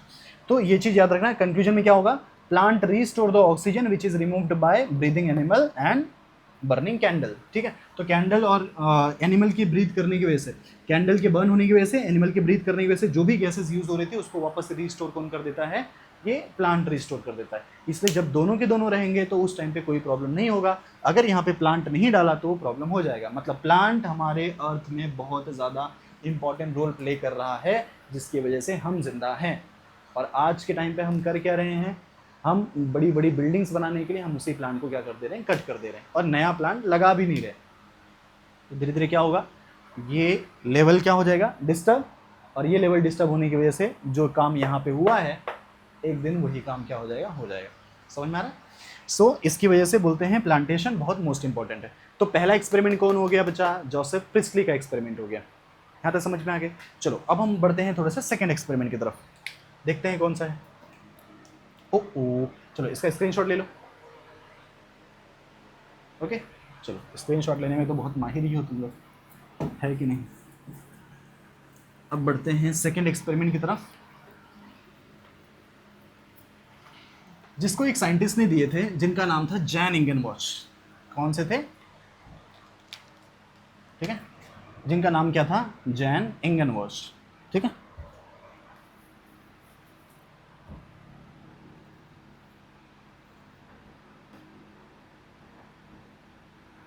क्या नाम था इनका, जैन इंगनवॉच।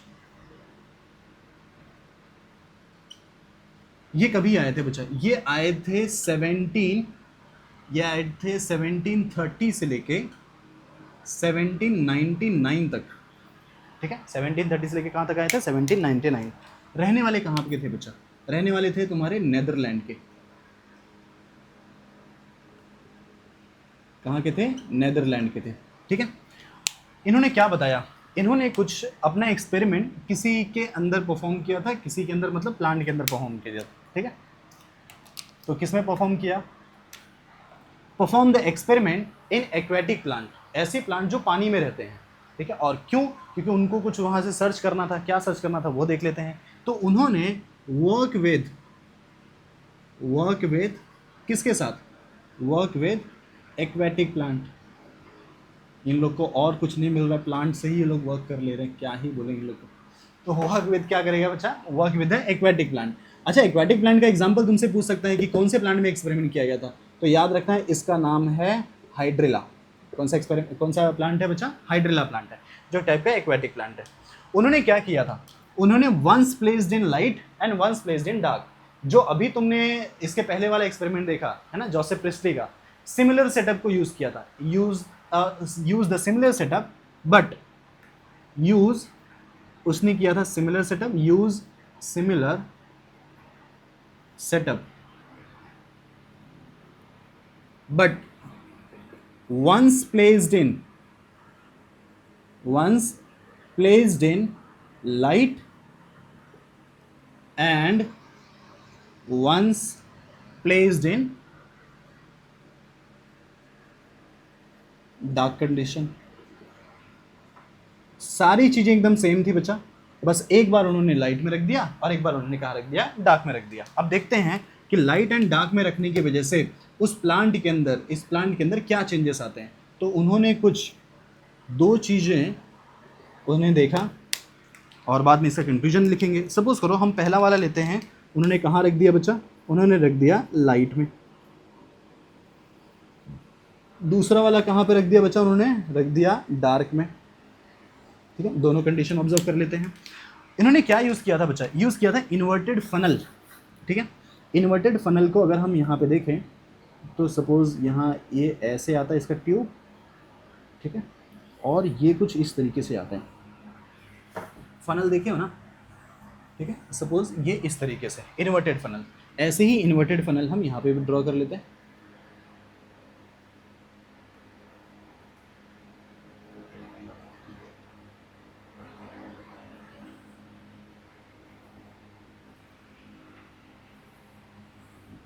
ठीक है, चलो इन्वर्टेड फनल हो गया।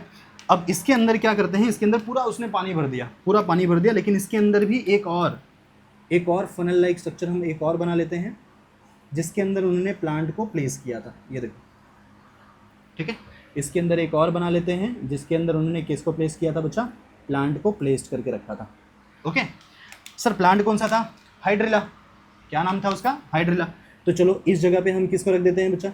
इस जगह पे हम प्लांट रख देते हैं, ठीक है। ये सपोज करो प्लांट है, और प्लांट को हम यहाँ पे सपोज इस तरीके से ऐसे रख देते हैं। इसके पास ये लीफ हो गया, ये लीफ हो गया, ठीक है। ये पानी में रहने वाला प्लांट है। ऐसे ही प्लांट को हम यहाँ पे भी प्लेस कर देते हैं, ठीक है। आई थिंक सो तुमको ग्रीन कलर ना एकदम अच्छे से विजिबल होगा। ओके, अब क्या होगा? मैंने कहाँ पे रखा है बच्चा? इसको लाइट में रखा है, तो यहाँ से क्या पड़ेगा? सनलाइट पड़ेगा, सनलाइट पड़ेगा, अच्छे से सनलाइट पड़ेगा। उस जगह पे सनलाइट पड़ेगा क्या? नहीं पड़ेगा, ठीक है। अपना दिमाग नहीं लगाना बच्चा, क्योंकि मैंने क्या लिखा है यहाँ पे? डार्क कंडीशन लिखा है। तो इसके ऊपर क्या पड़ गया? इसके ऊपर पड़ गया है सनलाइट, इसके ऊपर पड़ गया है सनलाइट। अब सनलाइट पड़ने की वजह से होगा क्या बच्चा? मैंने यहाँ पे क्या भरा था? मैंने क्या बताया अभी? जस्ट वाटर पूरा फिल किया हुआ था। क्या भरा था? पूरा वाटर फिल किया हुआ था, ठीक है। ये पूरा वाटर है, इसके अंदर है वाटर, और ये क्या है? ये है इन्वर्टेड फनल। क्या है ये? ये है इन्वर्टेड फनल, इन्वर्टेड फनल। यही इन्वर्टेड फनल यहाँ पे भी है, ठीक है। अब इसमें क्या देखा कि जब पूरा यहाँ से पानी भर देगा, इसके अंदर पूरा पानी भर देगा, तो बच्चा यहाँ पे भी तो पूरा वाटर वाटर वाला कंडीशन आएगा।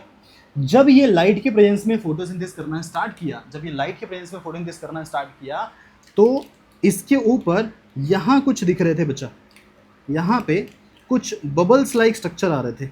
ये देखो, इस जगह पे ऐसे ऐसे इसके कॉर्नर में, इसके कॉर्नर्स के ऊपर कुछ बबल जैसा दिखाई दे रहा था। क्या दिखाई दे रहा था? यहाँ पे बबल्स जैसे कुछ दिखाई दे रहे थे, राइट है। यहाँ पे भी हमने देखा कि पूरा एक्सपेरिमेंट परफॉर्म कर लिए, बट यहाँ पे नहीं आया है। इस जगह पे बबल्स दिख रहे थे, तो मैं क्या लिखूंगा यहाँ पे, ये होते हैं, बाद में पता किया गया कि ये बबल्स किस चीज़ के हैं, सिर्फ वाली किस में दिख रहे हैं बच्चा, वो भी लाइट में दिख रहे हैं। ये क्या चीज़ है, ये है बबल्स ऑफ ऑक्सीजन। किसके बबल्स हैं ये, ऑक्सीजन। अच्छा, ये बबल्स ऑफ ऑक्सीजन आए क्यों, ड्यू टू फोटोसिंथेसिस। सिंपल सी बात है, क्यों आते हैं, due to photosynthesis. Due to photosynthesis. इस जगह पे हमको कोई बबल्स नहीं दिखाई दिए, क्यों नहीं दिखाई दिए, क्योंकि लाइट है ही नहीं, तो यहाँ पे नो बबल्स, कोई बबल्स नहीं है, यहाँ पे कोई बबल्स नहीं है। और कोई बबल्स नहीं है तो तुमको समझ में आ जाना चाहिए कि यहाँ पे नो फोटोसिंथेसिस। तो अब अगर मुझे कंक्लूजन लिखना है तो मैं क्या बोल सकता हूँ, बताओ, मुझे कंक्लूजन लिखना है तो हम क्या बोल सकते हैं, इससे हम बोल सकते हैं कि light is important for photosynthesis, क्योंकि लाइट रहेगा तभी हो पाएगा, लाइट नहीं रहेगा तो नहीं हो पाएगा। तो कंक्लूजन अगर मुझे लिखना है तो जैनिंग एंड वॉज ने कंक्लूजन क्या बताया, कहाँ लिखे बच्चे इसका कंक्लूजन मैं इसके नीचे लिख देता हूँ, ठीक है, आई थिंक सो तुमको यहाँ पे विजिबल रहेगा। तो इसका कंक्लूजन क्या हो सकता है, कंक्लूजन हो सकता है light is important for photosynthesis.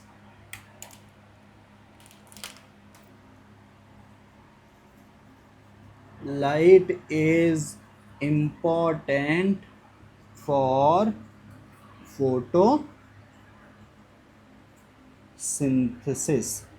अच्छा, एक चीज़ और मिल रहा है, light is important for photosynthesis, एक और मिल रहा है कि जब लाइट फोटोसिंथेसिस होता है तभी यहाँ पे क्या निकलते हैं, ऑक्सीजन के बबल्स निकलते हैं। मतलब हम यही ऑक्सीजन के बबल्स बाहर चले जाएंगे और एटमॉस्फेयर में आ जाएंगे, और वही एटमॉस्फेयर में आने की वजह से हमको वही ऑक्सीजन मिलते हैं, तभी हम जिंदा हैं, वरना ऑक्सीजन नहीं रहेगा तो हम कहाँ रहेंगे, बताओ, नहीं रह पाएंगे ना। तो ये सारी कंडीशन हमारे लिए ये हो गया। तो इसको किसने बताया था बच्चा, जैन इंगन वॉज ने बताया था। क्या बताया था कि फोटोसिंथेसिस होगा कब, जब यहाँ पे लाइट रहेगा, डार्क कंडीशन में फोटोसिंथेसिस नहीं होने वाला है। उसने कंक्लूजन दे दिया light is important for photosynthesis. इसका निकालोगे स्क्रीनशॉट, बढ़ते हैं आगे। चलो एक नेक्स्ट एक्सपेरिमेंट की तरफ आ जाते हैं, ठीक है। अब इसका थर्ड एक्सपेरिमेंट, चलो फटाफट जल्दी जल्दी कर लेंगे क्योंकि एक्सपेरिमेंट थोड़े ज़्यादा हैं।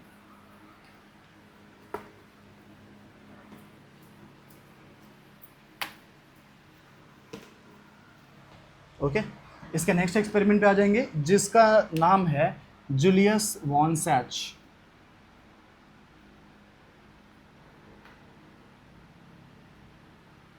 क्या नाम है उसका, जूलियस वॉन सैच। ये आए थे, ठीक है, ये आए थे कभी बच्चा, ये आए थे 1864 में, मे भी कभी आए थे 1854 में, आए थे 1854 में। और ये कहाँ पे रहने वाले हैं, ये रहने वाले हैं इटली के। कहाँ के रहने वाले हैं, इटली, जिसको पहले हम किस नाम से बुलाते थे बच्चा, पहले हम बुलाते थे रोम, ठीक है, इटली के रहने वाले हैं। तो कौन आए थे, कौन है, जूलियस वॉन सैच। कभी आए थे, 1854। सबसे अच्छे साइंटिस्ट, इनका ज़्यादा कुछ लफड़ा है ही नहीं बच्चा, एकदम स्ट्रेट फॉरवर्ड 4-5 सेंटेंस दे दिए और अपना एक्सपेरिमेंट पूरा खत्म कर दिए। इतना बड़ा फलाना डिम का एक्सपेरिमेंट करके उतना बताने की ज़रूरत इनकी नहीं है। सर किए क्या है, ये देखो इन्होंने बताया। सबसे पहली चीज़, ये पॉइंट बहुत अच्छा है, सबसे पहला पॉइंट इसने गिन के ना टोटल मिला के 4 से 5 पॉइंट में पूरा अपना एक्सपेरिमेंट खत्म कर दिया। क्या बोले इन्होंने बोला कि by the process of photosynthesis there is a synthesis of glucose, यानी जो फूड फॉर्म होता है किसके फॉर्म में होता है, ग्लूकोज के फॉर्म में। So by photosynthesis, by photosynthesis glucose is formed, glucose is formed। पहला सेंटेंस हो गया, by photosynthesis glucose is formed। दूसरा उसने क्या बताया कि ये जो ग्लूकोज होता है अगर प्लांट में स्टोर करना है तो ग्लूकोज के फॉर्म में स्टोर नहीं करोगे, किसके फॉर्म में करोगे, स्टार्च के फॉर्म में करोगे। तो उन्होंने बताया कि it is stored in the form of starch, ठीक है, या तो जो फूड यानी क्या, इसका ग्लूकोज, ठीक है, is stored, it is stored in the form of किसके बच्चा, स्टार्च। किसके फॉर्म में स्टोर होता है, स्टार्च के फॉर्म में। तीसरी चीज उन्होंने क्या बताया, तीसरी चीज ये बताया कि अगर हमको प्लांट में इस खाने को एक जगह से दूसरी जगह पे अगर मुझे लेके जाना है, अगर यहाँ पे तुम्हारा ग्लूकोज बन चुका है, उस ग्लूकोज को मुझे ट्रांसफ़र कर करके मुझे कहाँ तक लेके आना है बच्चा, मुझे रूट में लेके आना है। तो वो ट्रांसफ़र करने के लिए ग्लूकोज के फॉर्म में ट्रांसफ़र नहीं होता है, ग्लूकोज के फॉर्म में ट्रांसफ़र नहीं होता है, उसको कन्वर्ट करना पड़ेगा तुमको किसके फॉर्म में, सुक्रोज के फॉर्म में। अच्छा सुक्रोज क्या है बच्चा, ये है डाइसेक्राइड। ग्लूकोज क्या है, मोनोसेक्राइड। अच्छा हमको ये चीज़ नॉलेज होना चाहिए, मोनोसेक्राइड कभी भी एक सिंगल यूनिट होता है, और जब दो मोनोसेक्राइड को मिलाते हैं तो एक डाइसेक्राइड बनता है। जैसे ग्लूकोज एंड फ्रुक्टोज को मिलाओगे तो सुक्रोज बन जाएगा। देखते हैं यहां पे इसने तीसरा सेंटेंस क्या बोला, सर इसका जो फूड मॉलिक्यूल होता है वो transported in the form of किसके, सुक्रोज। ठीक है, सो यहां पे याद रखना कि transportation of food,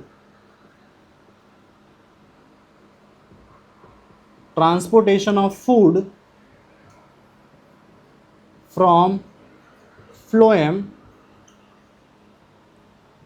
is in the form of किसके, in the form of sucrose. किसके फॉर्म में ट्रांसफर होगा, in the form of sucrose के फॉर्म में। तो क्या क्या बताया बच्चा, उन्होंने बता दिया कि क्या क्या बताया। सबसे पहला उन्होंने बताया कि photosynthesis occurs in by the photosynthesis glucose is form, glucose formation वाला स्टेज है। अब ग्लूकोज को स्टोर करना है तो किसके फॉर्म में स्टोर करना पड़ेगा, स्टार्च के फॉर्म में। अगर तुमको एक जगह से दूसरी जगह पे भेजना है तो तुमको किसके फॉर्म में भेजना पड़ेगा, सुक्रोज के फॉर्म में भेजना पड़ेगा। ये चीज़ हो गया, यहाँ तक हमने पढ़ लिया। चौथा पॉइंट उन्होंने बताया था कि जो फोटोसिंथेटिक पिगमेंट होता है वो प्लांट में ऐसे ही नहीं होते। ये देखो लीफ में जो खाना बनाते हैं वो ऐसे ही नहीं बनाते, उनके अंदर कुछ स्टोर कुछ एक स्पेशल बॉडी होती है जिसके अंदर वो चीज़ स्टोर होता है और वहीं से खाना बनता है। तो इन्होंने क्या बताया था कि photosynthetic pigment are stored in special body. उसने बताया कि photosynthetic pigments are stored in a special body is known as, उस स्पेशल बॉडी का नाम क्या है, उस स्पेशल बॉडी का नाम है दैट इज क्लोरोप्लास्ट। किसके अंदर स्टोर होता है वो, क्लोरोप्लास्ट के अंदर स्टोर होता है। यहां पे हमको क्या याद रखना है, स्टार्च याद रखना है। यहां पे क्या याद रखना है, सॉरी यहाँ पे सुक्रोज याद रखना है। यहाँ पे क्या याद रखना है, स्टार्च याद रखना है। इस जगह पे क्या याद रखना है, ग्लूकोज याद रखना है। इतनी चीजें तुमको किसने बता दिया था, इतनी चीजें बता दिए थे बच्चा जूलियस वॉन सैच। एक्सपेरिमेंट एकदम अच्छे से क्लियर है, कोई डाउट नहीं है। जूलियस वॉन सैच ने इतनी सारी चीज़ें बताई, इसलिए मेरे फेवरेट साइंटिस्ट है बच्चा। ज़्यादा इनका झंझट नहीं है ना, पढ़ने में उतना ही मज़ा आ रहा है। तो बस इतना चीज़ समझ लो कि इसने ग्लूकोज, इसने स्टार्च, इसने सुक्रोज, इसने क्लोरोप्लास्ट, बस ये चार चीज़ें तुमको याद रखो, जूलियस वॉन सैच हो जाएंगे खत्म। राइट, अब हम इनके नेक्स्ट वाले साइंटिस्ट की तरफ मूव करते हैं। इसका स्क्रीनशॉट ले लो, फिर थोड़ा आगे बढ़ते हैं। ओके, सो अब हम आते हैं बच्चा TW एंगलमैन, जो इसके नेक्स्ट वाले साइंटिस्ट हैं। नेक्स्ट साइंटिस्ट कौन है, TW एंगलमैन। ठीक है, कौन से थे, कौन से नंबर के थे, थर्ड। ओके, अब ये फोर्थ वाले, इनका नाम क्या है, TW। ठीक है, इसको हम क्या बोलते हैं बच्चा, TW एंगलमैन।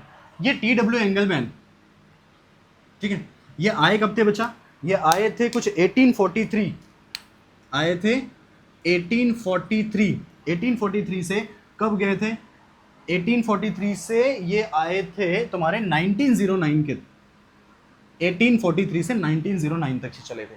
ठीक है, इनका बॉन्ड टाइमिंग था। और वो कहाँ के थे बच्चा, ये थे तुम्हारे जर्मनी के। कहाँ गए थे, अच्छा ये जो मैं एक्स्ट्रा यहाँ पे तुमको बता रहा हूँ ना, वो मे बी नीट में नहीं पूछा जाएगा बच्चा, बट फिर भी मैं बता दे रहा हूँ तुमको, थोड़ा सा अच्छे से याद रहे। ठीक है, देखो ह्यूमन ब्रेन का ना एक नेचर है, जब हम ज़्यादा पढ़ते हैं ना तो हमको थोड़ा याद होता है, ज़्यादा पढ़ेंगे तो थोड़ा याद रहेगा, वही थोड़ा भी पढ़ेंगे तो वो भी नहीं याद रहेगा, सब गायब हो जाएगा। तो एटलीस्ट थोड़ा सा एक्सपांड करते हैं, जिससे रिड्यूस होते होते होते होते कुछ तो याद रहे, है ना। तो अगर मैं इतना सारा बता दे रहा हूँ तो कम से कम TW एंगलमैन तो याद रहेगा, है ना, उतना याद रहेगा, उतना हमारे लिए बस इनफ हो जाएगा। और ये चीज़ कभी कभी ना डायरेक्टली डेट से पूछ देता है, तो ये डेट तुमको एकदम अच्छे से याद रखना है, ठीक है। सो TW एंगलमैन ने क्या किया था बच्चा, इन्होंने लिया था, ठीक है, इन्होंने क्या परफॉर्म किया था, इन्होंने ग्रीन एल्गी का यूज किया था और उन्होंने कुछ एक्सपेरिमेंट परफॉर्म किया था। देखो क्या हुआ था, TW एंगलमैन, ठीक है, वर्क बाय यूजिंग, या तो परफॉर्म द एक्सपेरिमेंट ऑन, ठीक है, वर्क बाय यूजिंग क्लेडोफोरा। बच्चा क्लेडोफोरा को उसने यूज किया, और ये क्लेडोफोरा है क्या चीज, क्लेडोफोरा है ग्रीन एल्गे। क्या है बच्चा, ये है एक टाइप का ग्रीन एल्गे। उन्होंने अपना एक्सपेरिमेंट ग्रीन एल्गे में परफॉर्म किया था। अच्छा, ग्रीन एल्गे में एक्सपेरिमेंट परफॉर्म क्यों किया था, क्योंकि वो देखना चाहते थे कि ग्रीन एल्गे, जो भी पार्ट ग्रीन है, चाहे एल्गे हो जाए चाहे प्लांट, मैंने इस चैप्टर में ही बताया था कि एल्गे और एंजियोस्पर्म जितने भी प्लांट की कैटेगरी है, सब में फोटोसिंथेसिस एकदम अच्छे से होता है। तो उसने बात किया कि ये जो ग्रीन एल्गे है उसमें कौन सी लाइट सबसे ज़्यादा मैक्सिमम एब्जॉर्ब होती है, तो उसके बारे में हम थोड़ा सा बात करेंगे। तो उन्होंने ये चीज़ परफॉर्म किया। उन्होंने यूज़ क्या क्या किया बच्चा, अपने एक्सपेरिमेंट में हम किस किस चीज़ को वो साइंटिस्ट ने यूज़ किया था। तो पहले क्या यूज़ किया बच्चा, पहले तो मैं तुमको बता दिया कि वो ग्रीन एल्गे ही यूज़ किए थे, है ना। इतने इंटेलिजेंट तो हम लोग हैं कि देख के बता सकते हैं, राइट है। दूसरा क्या इंटेलिजेंस हमारी काम आएगी, ग्रीन एल्गे के बाद इन्होंने यूज़ किया था एक प्रिज्म। क्या यूज़ किए थे बच्चा, प्रिज्म यूज़ कर लिए थे। तीसरा उन्होंने यूज़ किया था सस्पेंशन ऑफ एरोबिक बैक्टीरिया। तीसरा इन्होंने सस्पेंशन ऑफ क्या यूज़ किया, एरोबिक बैक्टीरिया। एरोबिक बैक्टीरिया, अच्छा अपने दिमाग में बिठा के रखना, एरोबिक के बारे में बात कर रहे हैं, मतलब ऐसे बैक्टीरिया जो एयर के प्रेजेंस में रहेंगे, यानी ऑक्सीजन के प्रेजेंस में रहेंगे, वैसे बैक्टीरिया को हम बोलते हैं एरोबिक बैक्टीरिया। सो उन्होंने क्या किया था, सस्पेंशन ऑफ एरोबिक बैक्टीरिया। अब ये एरोबिक बैक्टीरिया को यूज क्यों किया, टू डिटेक्ट, क्या डिटेक्ट करना है बच्चा, to detect the presence of, to detect the presence of oxygen, to detect the presence of oxygen, ठीक है, ऑक्सीजन का accumulation, actually detect the presence of oxygen, या प्रेजेंस की बात करो या तो एक्यूमुलेशन ऑफ ऑक्सीजन। किस जगह से ऑक्सीजन सबसे ज्यादा निकलते हैं उस जगह पे वो एरोबिक बैक्टीरिया जाके एक्यूमुलेट हो जाएंगे। तो जिस जगह से ऑक्सीजन निकलता है उसके लिए, तो उसके वजह से उसने क्या यूज किया था बच्चा, एरोबिक बैक्टीरिया। तो क्या क्या यूज किया उसने, ग्रीन एल्गी यूज कर लिया, जो कौन सा एग्जांपल है बच्चा, क्लेडोफोरा, यही वाला। दूसरा प्रिज्म यूज कर लिया था, और तीसरा सस्पेंशन ऑफ एरोबिक बैक्टीरिया। अब इनका थोड़ा सा एक्सपेरिमेंट समझ लेते हैं कि इनने बताने की क्या कोशिश किया है। इसके एक्सपेरिमेंट को बनाने के लिए हम सिंपल सा एक ही, देखो ये बना लेते हैं, ये ऐसे, ठीक है। मैं छोटा एक इसका डायग्राम बना रहा हूँ ताकि तुमको अच्छे से समझ में आ जाए, छोटे से डायग्राम से अच्छे से समझ में आ जाएगा। बोलो बोलो। ये सपोज करो एरोबिक बैक्टीरिया हो गया, ठीक है, मैं ऐसे बता रहा हूँ, ये हो गए कौन से, ये हो गए एरोबिक बैक्टीरिया। एरोबिक बैक्टीरिया जिसका एग्जांपल क्या था, एग्जांपल है क्लेडोफोरा। क्या एग्जांपल है इसका, क्लेडोफोरा, राइट है, ओके। अब इन्होंने नीचे क्या लगा दिया बच्चा, नीचे उन्होंने ले लिया एक प्रिज्म। क्या लगा दिया उसने, नीचे उन्होंने ले लिया एक प्रिज्म, ठीक है। ये क्या है, ये है प्रिज्म। अब इस प्रिज्म में क्या करोगे, ये नीचे यहां पे प्रिज्म ले लिया और इसके ऊपर आएगा सनलाइट। इन्होंने कुछ लाइट का सोर्स दे दिया, ये हो गया लाइट, इसको हम बोलते हैं लाइट सोर्स। कहीं से लाइट यहां पे आ गया, इसके ऊपर लाइट सोर्स आ गया। अब तुमको पता है कि प्रिज्म के ऊपर जब लाइट पड़ता है, प्रिज्म के ऊपर लाइट पड़ता है तो वो लाइट को क्या कर देगा, स्कैटर्ड कर देगा, अलग अलग डायरेक्शन में उस लाइट को भेज देगा। तो लाइट को अलग अलग डायरेक्शन में भेजेगा, तो यानी क्या हुआ, ये जितने दूर का पूरा ये है क्लेडोफोरा, उतने दूर में पूरा लाइट क्या हो जाएगा, स्कैटर्ड। तो स्कैटरिंग ऑफ लाइट हुआ, यानी क्या हुआ, ये यहाँ से, ये देखो यहाँ से मैं यहाँ तक की पूरे एरिया वो कवर करेगा, ठीक है। और वो लाइट पूरे एरिया में क्या हो चुका है बच्चा, स्कैटर्ड हो चुका है। अब मुझे पता है ये जो लाइट है, ये लाइट कौन सी लाइट है बच्चा, ये है वाइट लाइट, ठीक है। कैसे लाइट है ये, वाइट लाइट।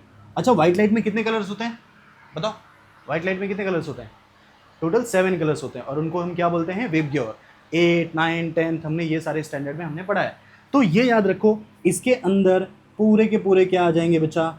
वेवग्योर, GYOR, वेवग्योर। ठीक है, ये 7 कलर्स हो गए पूरे। ये 7 कलर्स इतने रेंज के पूरे अंदर पड़ रहे हैं, है ना, इतने रेंज में पड़ रहे हैं और बीच में यहाँ पे क्लेडोफोर है।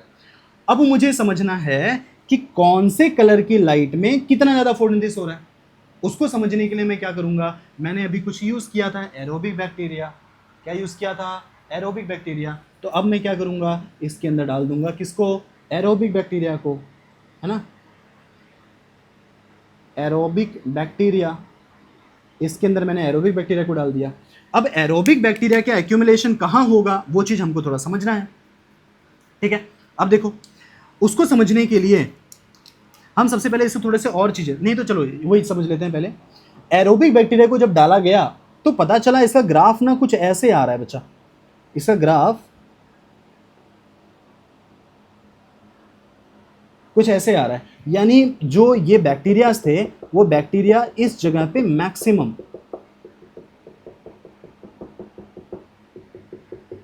उसके बाद इस जगह पे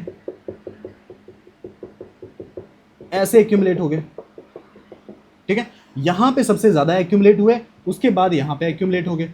जब मुझे दिख रहा है कि ये जो सर ये ग्रीन कलर आ रहा है ना, ग्रीन कलर में ये फट से क्या हो रहा है, नीचे हो जा रहा है। अच्छा, अब इन्हीं के बारे में अगर हम देखें तो सपोज जो ये रीजन होता है विजिबल लाइट का रीजन, विजिबल लाइट का जो रेंज होता है वो कहाँ से कहाँ तक होता है बच्चा, उसके बारे में थोड़ा बताओ। ये कहाँ से कहाँ तक होते हैं? जो विजिबल लाइट जो होता है वो उसमें वेवग्योर आते हैं। इनका रेंज कहाँ तक होता है बच्चा? इनका रेंज होता है, अगर मैं अप्रोक्सीमेट की बात करूं, अप्रोक्सीमेट, तो अप्रोक्सीमेट कितना हो गया बच्चा?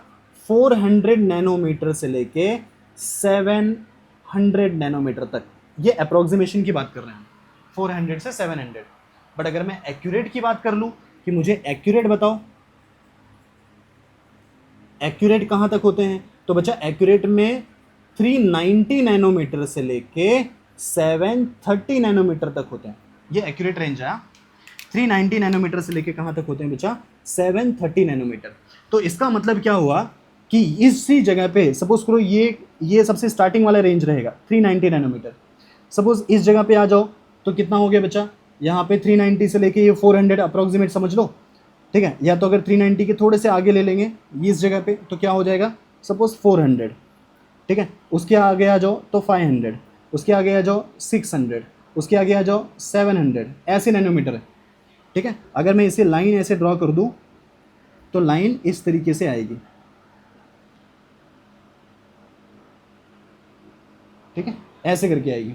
अब तुमको दिख रहा है कि जैसे ये ग्रीन कलर आ रहा है बच्चा, देखो ये वॉयलेट, इंडिगो, ब्लू पे सबसे ज्यादा इंक्रीज हुआ था। जैसे ग्रीन कलर आ रहा है सब के सब क्या हो रहे हैं? फटाफट नीचे आते चले जा रहे हैं। ठीक है, ये इसका रेंज हो गया। इसी वाले लाइट को, इसी वाले रेंज को हम जहां पे फोटोसिंथेसिस मैक्सिमम होता है उसको बोलते हैं पार रीजन। क्या बोलते हैं उसको? हम पार रीजन बोलते हैं। पार का मतलब होता है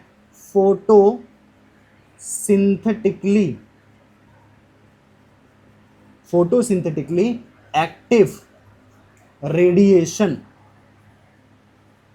ये एक बार नीट का क्वेश्चन है, ऑलरेडी नीट का क्वेश्चन पूछा हुआ है कि पार का फुल फॉर्म क्या होता है। जिस जगह पे फोटोसिंथेसिस होता है वो जो रेंज है उसी में फोटोसिंथेसिस होगा, उसी रेंज को बोलते हैं पार रीजन। फोटोसिंथेटिकली एक्टिव रेडिएशन बोलते हैं, ना कि रीजन बोलते हैं। फोटोसिंथेटिकली एक्टिव रेडिएशन, अपने दिमाग पे इस चीज को यहाँ पे बिठा के रखना। ठीक है, तो क्या करेगा? 400, 500, 600, 700 पे यहाँ पे दिख रहा है कि एरोबिक बैक्टीरिया सबसे ज्यादा कहाँ जमा हो गए बच्चा? इस वाले रीजन पे और इस वाले रीजन पे।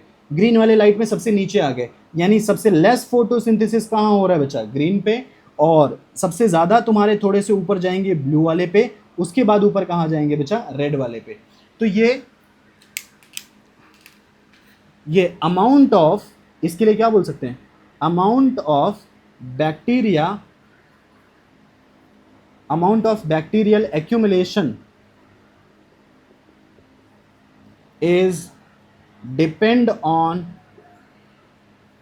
site of oxygen evolution. जिस जगह से ऑक्सीजन जितना ज़्यादा इवॉल्व हो रहा है उस जगह पे एरोबिक बैक्टीरिया उतना ज़्यादा क्या हो जाएंगे, वहाँ पे जाके एक्यूमुलेट हो गए। इसकी वजह से हमने इसको यूज़ किया था, मैंने लिखा था to detect the presence of oxygen. तो जब देखा कि फोटोसिंथेसिस ये क्लेडोफोरा कर रहा है, तो क्लेडोफोरा सबसे ज़्यादा कहाँ पे कर रहा है, ये वाले लाइट में सबसे ज़्यादा फोटोसिंथेसिस किया, तो इस वाले लाइट में सबसे ज़्यादा ऑक्सीजन निकल गया, और ये वाले सबसे ज़्यादा ऑक्सीजन निकला, तो सारे एरोबिक बैक्टीरिया, क्योंकि इनका नेचर ही है कहाँ रहना, ऑक्सीजन में, तो सब जाके यहाँ जमा हो गए। यहाँ से क्या हुआ, यहाँ पे लाइट सबसे, यहाँ पे ऑक्सीजन सबसे ज़्यादा निकला, तो जाके कहाँ जमा हो गए, इस जगह पे आके जमा हो गए। यहाँ तक सबको क्लियर हो गया। तो इसका एक्यूमुलेशन क्या बताएगा, अमाउंट ऑफ ऑक्सीजन एवोल्यूशन, ठीक है। तो ये चीज़ हो गया। अगर मैं इसके कंक्लूजन की बात करूँ तो कंक्लूजन में क्या समझ में आएगा कि मैक्सिमम फोटोसिंथेसिस एट कौन से रीजन पे, ग्रीन नहीं, ब्लू एंड रेड रीजन, और सबसे मिनिमम फोटोसिंथेसिस कहाँ पे होगा, रेड रीजन ऑफ लाइट। कहाँ पे होगा, maximum photosynthesis at blue and red region, and minimum photosynthesis कहाँ होगा, ग्रीन रीजन पे, ठीक है।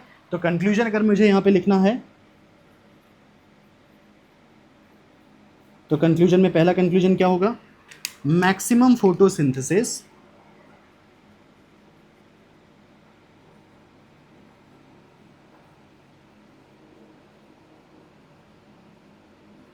Eight blue and red region of light and minimum photosynthesis, समझ जाएगा ना, minimum photosynthesis at green region of light.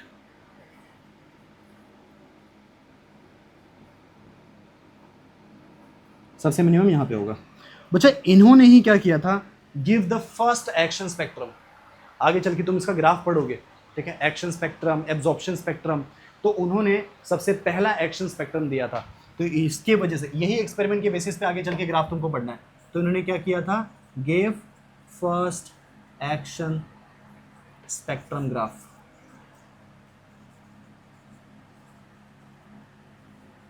Of chlorophyll A, chlorophyll B and carotenoid. किसका graph दिए थे बच्चा, chlorophyll A, chlorophyll B and carotenoid. तो हम क्या करेंगे, हम इन दोनों को कंपेयर करने वाले। अभी यहाँ पे इसका ग्राफ देखेंगे कि 3 ग्राफ आता है, वो तीनों ग्राफ में कैसे कैसे हम उस चीज़ को एक्सप्लेन करने वाले हैं, वो सारी कंडीशन। अभी के लिए एक्सपेरिमेंट तुमको समझ में आया कि नहीं, वो चीज़ बहुत ज़्यादा इंपॉर्टेंट करता है। तो पहले क्या क्या होगा बच्चा, मैंने क्या बताया, TW एंगलमैन कभी आए थे, 1843, कब तक चले थे, 1909, उसके बाद चले गए थे।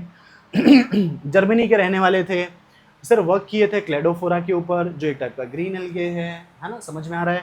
उसके बाद ग्रीन एल्गे है, प्रिज्म यूज़ किए थे, suspension of aerobic bacteria use किए थे। क्यों यूज़ किए थे, ताकि वो देख सकें कि किस जगह पे ये हो रहा है, किस जगह पे एक्यूमुलेशन हो रहा है। उन्होंने एक चेम्बर ले लिया था, उसके अंदर क्या रख दिया, क्लेडोफोरा जो ग्रीन एल्गे है, उसके ऊपर हम उसने लाइट दिया, लाइट का सोर्स दिया, जो वाइट लाइट है। मुझे पता है वाइट लाइट में 7 कलर्स होते हैं, जिसका नाम है विबग्योर। विबग्योर में that is violet, indigo, blue, green, yellow, orange, red, ये सारे कलर आ जाते हैं। तो पता चला कि जब ये क्लेडोफोरा फोटोसिंथेसिस किया तो सबसे ज़्यादा ऑक्सीजन कहाँ से निकाला, सबसे ज़्यादा ऑक्सीजन निकल गया तुम्हारे ये वाले रीजन पे, जहाँ पे ये सबसे ज़्यादा आके जमा हो गए।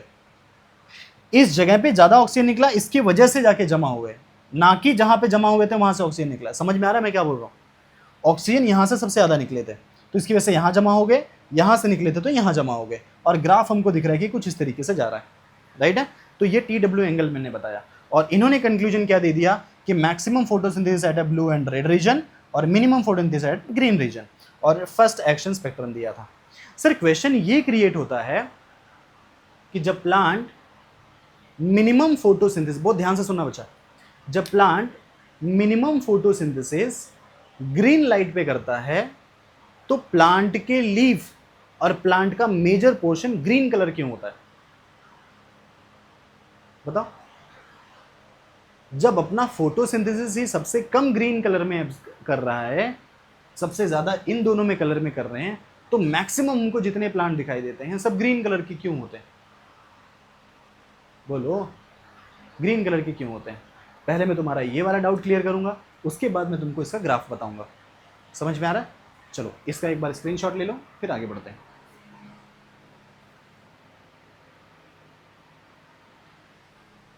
ओके।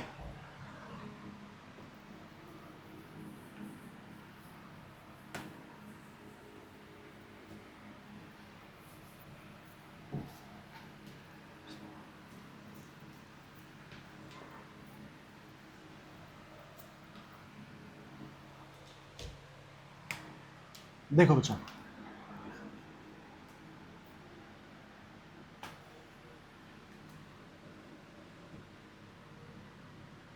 ठीक है। सो हमको ग्रीन कलर क्यों दिखाई देता है वो चीज हमको देखना है, ठीक है। सो हम यहां पे ये करेंगे why plant show green in colour, why plant show green colour, ठीक है, या ग्रीन इन कलर हम बोल सकते हैं। देखो सो हमने यहां पे क्या कंसिडर कर लिया, हमने यहां पे ले लिया एक लीफ, ये लीफ हो गया, ठीक है।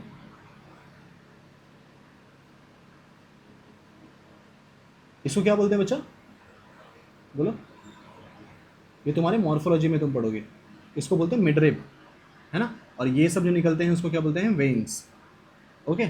अब हमने क्या बात कर लिया, ये हमारे पास सपोज करो एक लीफ है, हम क्या कर रहे हैं, हम इस लीफ को देखने वाले हैं। अब इसके ऊपर क्या पड़ने वाला है बच्चा, सनलाइट, क्या पड़ेगा यहाँ पे, सनलाइट।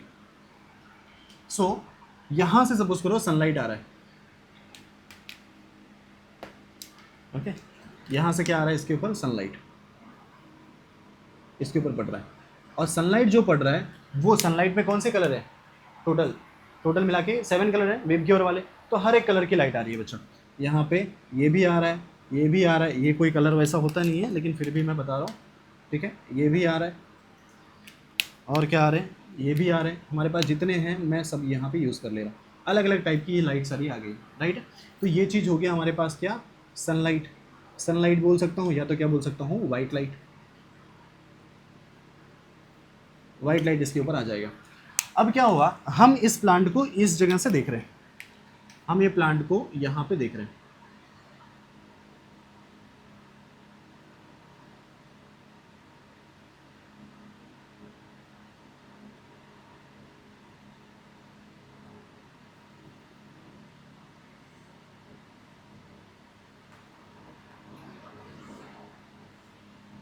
ठीक है। हम इस प्लांट को यहाँ पे देखने वाले हैं बच्चा, और सपोज करो हम इसको यहाँ से देख रहे हैं, ठीक है।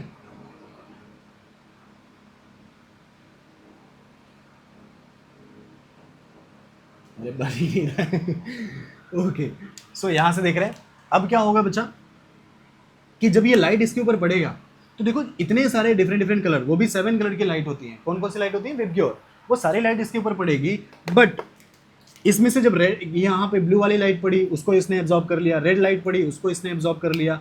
बच्चा ये जो यहाँ पे तुमको ग्रीन वाली लाइट यहाँ से आ रही है, ये ग्रीन वाली लाइट जब इसके ऊपर आ रही है और ग्रीन वाली लाइट जैसे इसके ऊपर पड़ रही है, बाकी सारे लाइट को तो नहीं, बट ये ग्रीन वाली लाइट को तुरंत उसने क्या कर दिया, रिफ्लेक्ट कर दिया। ग्रीन वाली लाइट को क्या कर दिया उसने, रिफ्लेक्ट कर दिया। बोलता है ग्रीन वाली लाइट मैं एब्जॉर्ब नहीं करूंगा, तुम भाग जाओ यहाँ से, ठीक है, मैं तुमको यहाँ से एब्जॉर्ब नहीं करने वाला, बाकी लाइट को नहीं भेजा। तो ये जो अंदर यहाँ पे जो बैठा हुआ है क्लोरोफिल पिगमेंट, वो डिसाइड करता है कि कौन सी लाइट एब्जॉर्ब करनी है और कौन सी लाइट एब्जॉर्ब नहीं करनी है। तो ये लाइट यहाँ से रिफ्लेक्ट हो गई, सर कौन से कलर की लाइट रिफ्लेक्ट हो गई, ग्रीन कलर, और वही ग्रीन कलर हमारे आंख में जाता है। तो सर लाइट वो रिफ्लेक्ट होगी जो एब्जॉर्ब नहीं हुआ, जो एब्जॉर्ब नहीं हुआ वही लाइट यहाँ से रिफ्लेक्ट करेगी, और जो लाइट को उसने एब्जॉर्ब नहीं किया उसको रिफ्लेक्ट कर दिया, हमारे आंख में वही वाली लाइट आ रही है। और वो लाइट कौन सी है बच्चा, ग्रीन। इसकी वजह से हमको वो ऑब्जेक्ट कौन से कलर का दिखाई देता है, वो ऑब्जेक्ट दिखाई देता है ग्रीन कलर।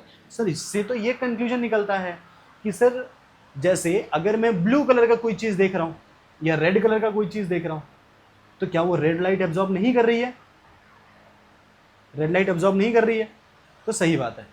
तो अगर तुमको कोई ऑब्जेक्ट रेड कलर का दिखाई दे रहा है यानी वो रेड लाइट को एब्जॉर्ब नहीं कर रही है, ब्लू कलर दिखाई देता है यानी ब्लू कलर को रिफ्लेक्ट कर रही है। तो सेम चीज़ अगर ये तुमको ग्रीन कलर का दिखाई देता है तो वो ग्रीन वाली लाइट को रिफ्लेक्ट कर रही है, वही चीज़ हमारे आँख में आ जाएगा और उसकी वजह से वो ऑब्जेक्ट उसी कलर का दिखाई देगा। अच्छा तो सर इक्वेशन ये क्रिएट होता है कि एक्चुअल कलर ऑफ लीफ क्या होगा। अगर वो ग्रीन कलर नहीं है तो एक्चुअल कलर क्या होगा फिर बताओ? तो वो तो अभी तक किसने डिस्कवर नहीं किया। अगर तुम वो चीज़ डिस्कवर कर दोगे तो नोबेल प्राइज़ के हकदार रहोगे तुम। ठीक है, डिस्कवर करने में लग जाओ, नोबेल प्राइज़ तुमको मिल जाएगा, राइट है। तो अभी के लिए, क्योंकि देखोगे तुम डिस्कवर करने के लिए आँख से देखोगे ना, लाइट पड़ेगी तो वही तो लाइट आ रही तुम्हारे आँख में, अगर वही लाइट आएगी तो तुम कैसे बता पाओगे बताओ? ठीक है, तो वो सेम चीज़ याद रखना कि जब ये लाइट इसके ऊपर पड़ेगा और वो लाइट यहाँ पे रिफ्लेक्ट होगा तो अल्टीमेटली ग्रीन कलर की लाइट यहाँ पे आएगी। तो समझ लेना कि ग्रीन कलर को वो सबसे मिनिमम एब्जॉर्ब करता है। कौन? ये। बाकी सारी लाइट को उसने एब्जॉर्ब कर लिया। तो मुझे समझ में आ गया कि जो ऑब्जेक्ट जिस कलर का दिखाई देता है वो ऑब्जेक्ट वो वाली लाइट को रिसीव नहीं करता है।